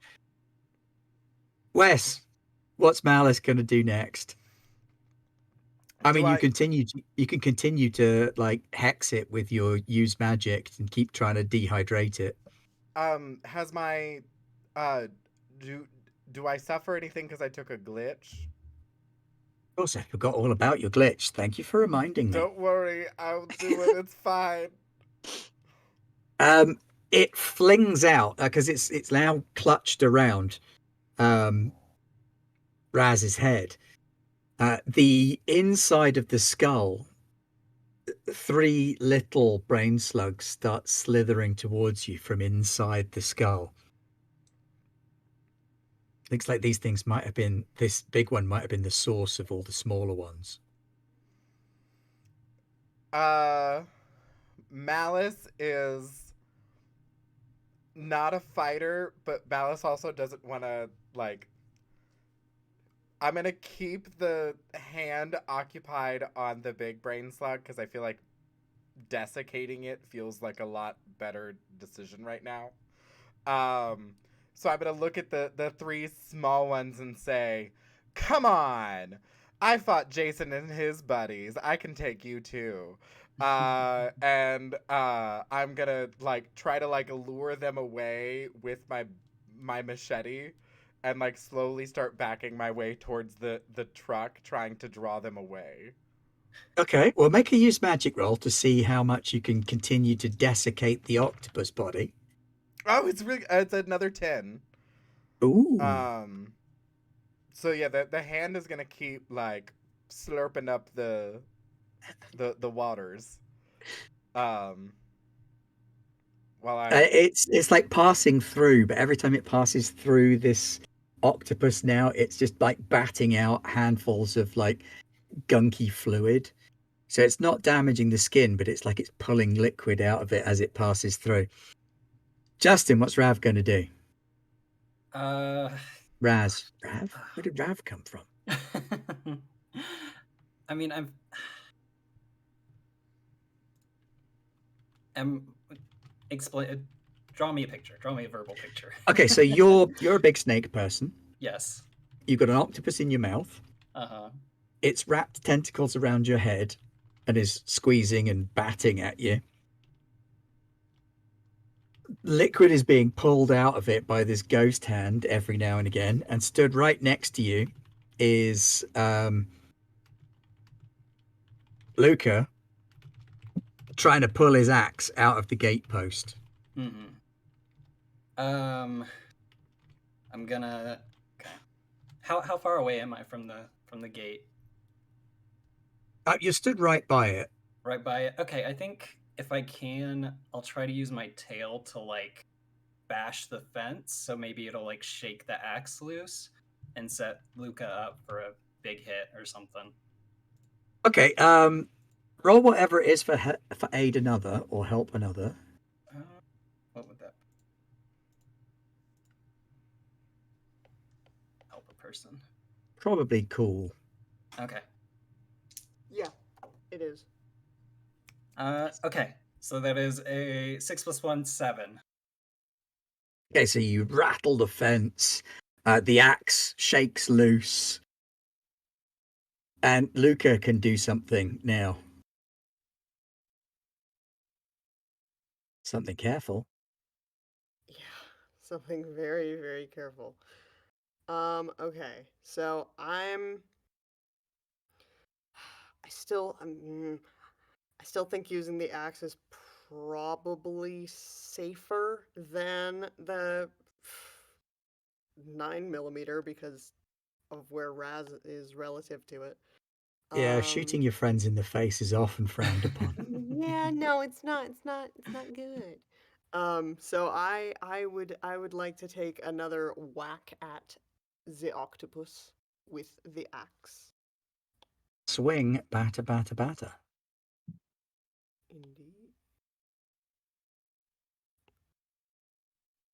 7. And how much harm does your big mean axe do? My axe. 3 harm. Messy, Yowza. heavy. Your axe passes right through the middle of Raz's mouth, just skimming the teeth. You kind of feel your teeth kind of grate along the metal, ever so slightly, like, oh, that horrible metal on tooth feel. And you bisect the octopus in Raz's mouth. And the two halves kind of flop dead to either side. From the street nearby, you hear this piercing shriek go up, then another and another and another, and the sound's getting further and further away. Just this shriek, shriek, shriek, until the whole town sounds like it's shrieking all at once. And then it just cuts out completely. And you're stood, adrenaline running, axe in hand. Raz, you've got a dead octopus in your mouth. Can you roll plus tough, please?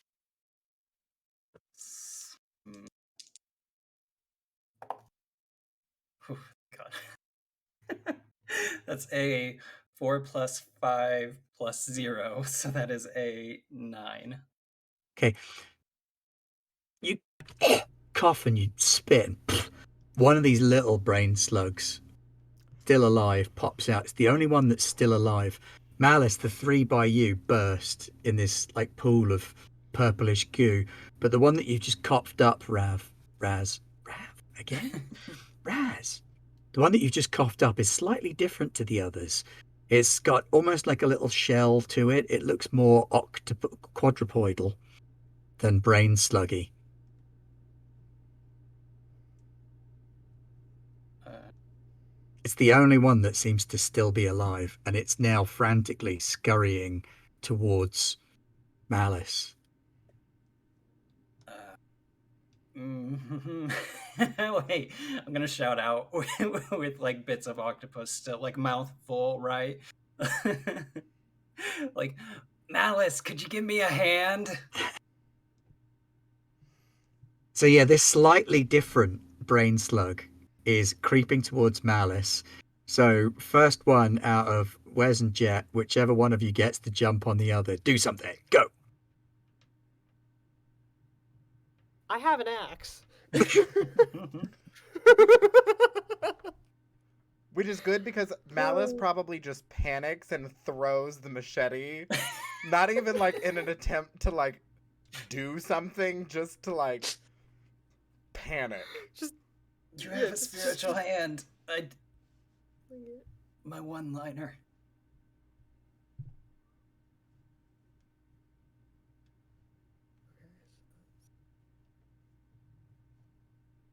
Eight.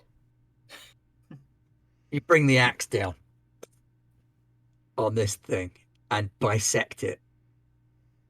And inside it, you can see that there are hundreds of little teeny, teeny, tiny brain slugs, all wriggling and squirming. But as that one bisects, all the little ones inside it all just going to go pop like little tiny popping balloons. And the town goes silent. Inside, the brain slug that you've got pinned to the desk flails very quickly and then bursts and turns into like this thick purpley goo that runs down the desk. Gross. The guy kind of looks up. I would like ice cream now. And he slides off the desk onto the floor.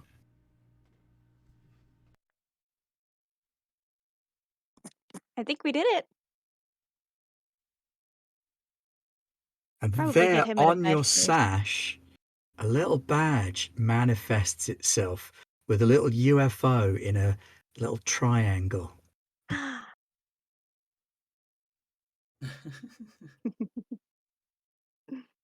New badge. I run out and I show everyone. I got my defeated an alien invasion badge. Yay! Road trip. And the town badge, is quiet an alien invasion badge. in a good way rather than the creepy way from before. That sense of trouble, Raz, has gone. You make your way back to the motel. The pool boy is sleeping peacefully. The older guy has floated over onto his back and is floating in the pool. Still seems to be alive, but the pool is kind of a slightly purplish color. The old lady who was at the front desk is still at the front desk with this purple stain in the back of her white hair. But it looks like you may have saved the town of Sunny Lakes, Nebraska from the attack of the alien brain slugs from outer space. Yay.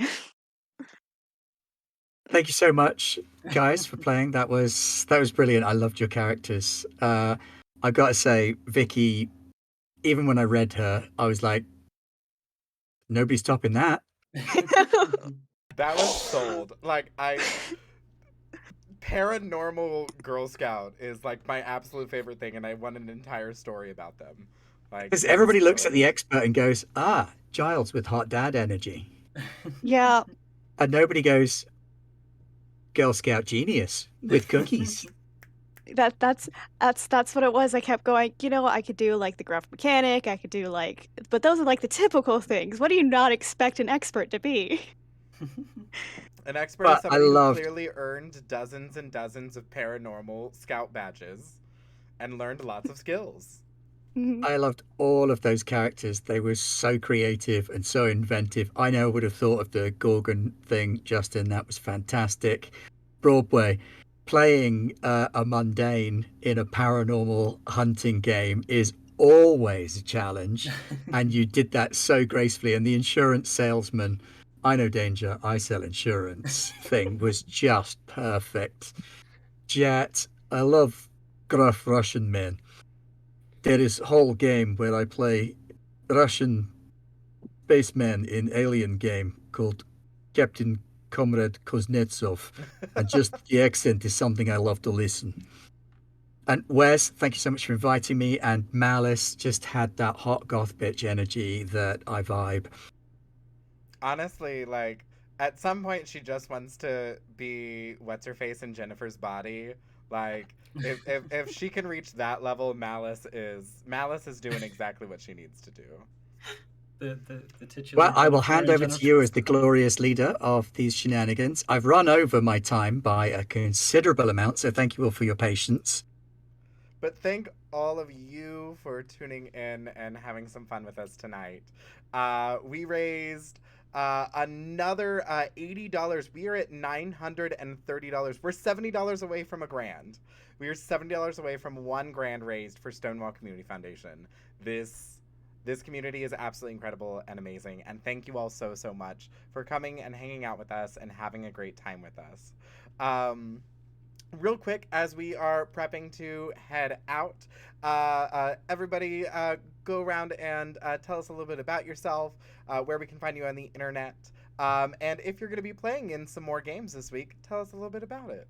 I will start with the fabulous Broadway Blonde, who played Demetrius the insurance agent.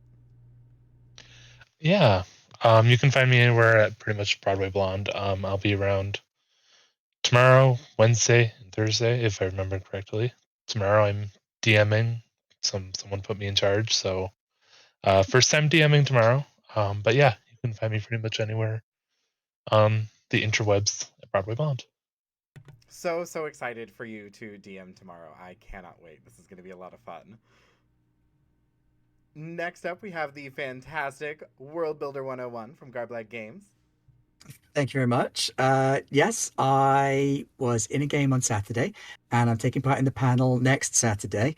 My schedule is pretty packed on Garblag Games for the rest of the week. I'm playing tomorrow some Pathfinder, on Thursday some Star Trek, and on Friday some Masks, another Powered by the Apocalypse spectacular. Those are all sort of afternoon times for y'all Americans because it is 3:45 in the morning. Yes. Thank you so much for we staying up. yes, and we thank you so No, I much for wouldn't have making missed it time for the for it. world. Love this. And thank you so much for having me. And thank you guys for being such amazing players. Loved it. Thank you so much. Next up, we have everyone's favorite paranormal Girl Scout, Ducky the Dark One. You can find me anywhere at Ducky the Dark One, especially on TikTok. I will be in a game on November 20th, where I think Wes will be DMing. Excited for my for my character. I've been saving this one for a while. um, so I'll be excited to show him off and have fun and raise more money. Fantastic. Next up, we have a cryptid cutie. Hello, I'm Justin. You can find me everywhere on social at acryptidcutie. I might have a what? Thank you so much, Michelle Barker, for donating $100 and getting us to $1,000, $1,030. Let's Yay! go! Holy heck, thank y'all so much. That's my mom. Yeah! Oh. Oh my gosh! Oh my gosh, thank you. Holy heck, we have cleared $1,000 in donations in 3 sessions, and we have 5 more through the rest of this week. Thank you so much, Mitch Market. Thank you so much. You are absolutely incredible. Thank you so much for your support. This goes such a long way. I will let Justin get back to their wonderful talk about themselves in just 1 second. But $100 A $100 donation, for those wondering, actually helps provide an entire outfit of gender-affirming workplace attire for a trans youth, hoping to still be able to continue in the workplace while not undergoing feelings of dysphoria, and allowing them to actually truly be who they are in the workplace. That is incredible. Thank you so much. Every single one of these donations goes so incredibly far. Thank you. I don't have words right now. So I'm going to hand things back to Justin, who can continue saying wonderful things about themselves, so I can formulate words in a second. Definitely not stalling now. Thank you all so much for donating. Like I was saying, you can find me pretty much everywhere at a cryptid cutie. Check out podcasts, Monster Masquerade, and Arcade Cuties. Both of those should have new episodes pretty soon. And I also might be announcing something really fun this week, so check out Twitter.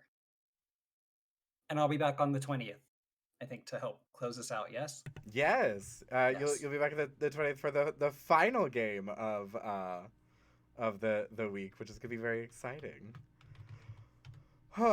Okay, I can breathe. I can formulate words.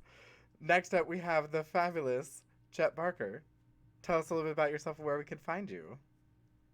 Yeah, so I'm Jet. I'm a voice actor. You can find me on Twitter at Barker Voiceover. Um, I'm around. I wear a bunch of different hats creatively, but I'm very happy to have the chance to play tabletop RPGs with like not having the time to commit to a campaign. So this is really lovely, and it's for a great cause.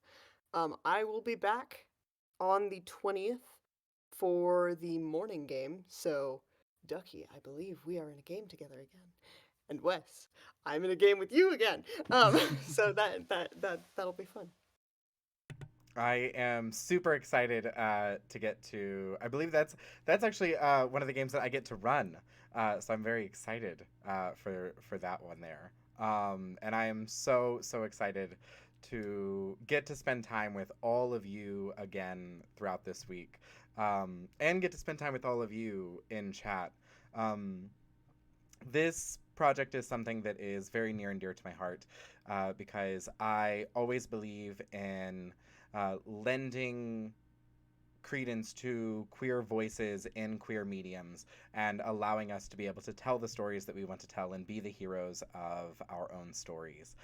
Because far too often there are far too many folks who try to rely on trauma and harmful stereotypes when telling queer stories. And here we are, a bunch of trans and non-binary and gender diverse folks telling these wonderful stories where we get to fight terrifying turf alien brain slugs, and be fabulously haunted Russian fathers and paranormal Girl Scouts and insurance agents that are far too skilled with nunchucks, frankly, if we're being honest here.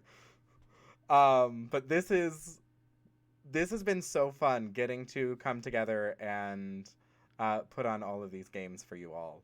And we couldn't do it without you. So thank you all so much. We have raised over $1,000 now. We are just beginning. There is 5 more days. There is 6 games and a panel discussion through the rest of these 5 days. There is so much content that we will be bringing you, and I am so incredibly excited to get to share more incredible, fun, silly, scary, ridiculous stories with all of you. So thank you all so much. We are going to go ahead and find somebody wonderful to raid this evening. So I'm going to go to our starting screen that's going to play through a reel of promos for all of the games that you can find on the channel this week. And while we go ahead and find somebody wonderful to raid, thank you all so much. From the bottom of my heart, I cannot wait to see where we go from here, and you all are absolutely incredible. Thank you so much, and have a lovely evening, everybody. Goodbye.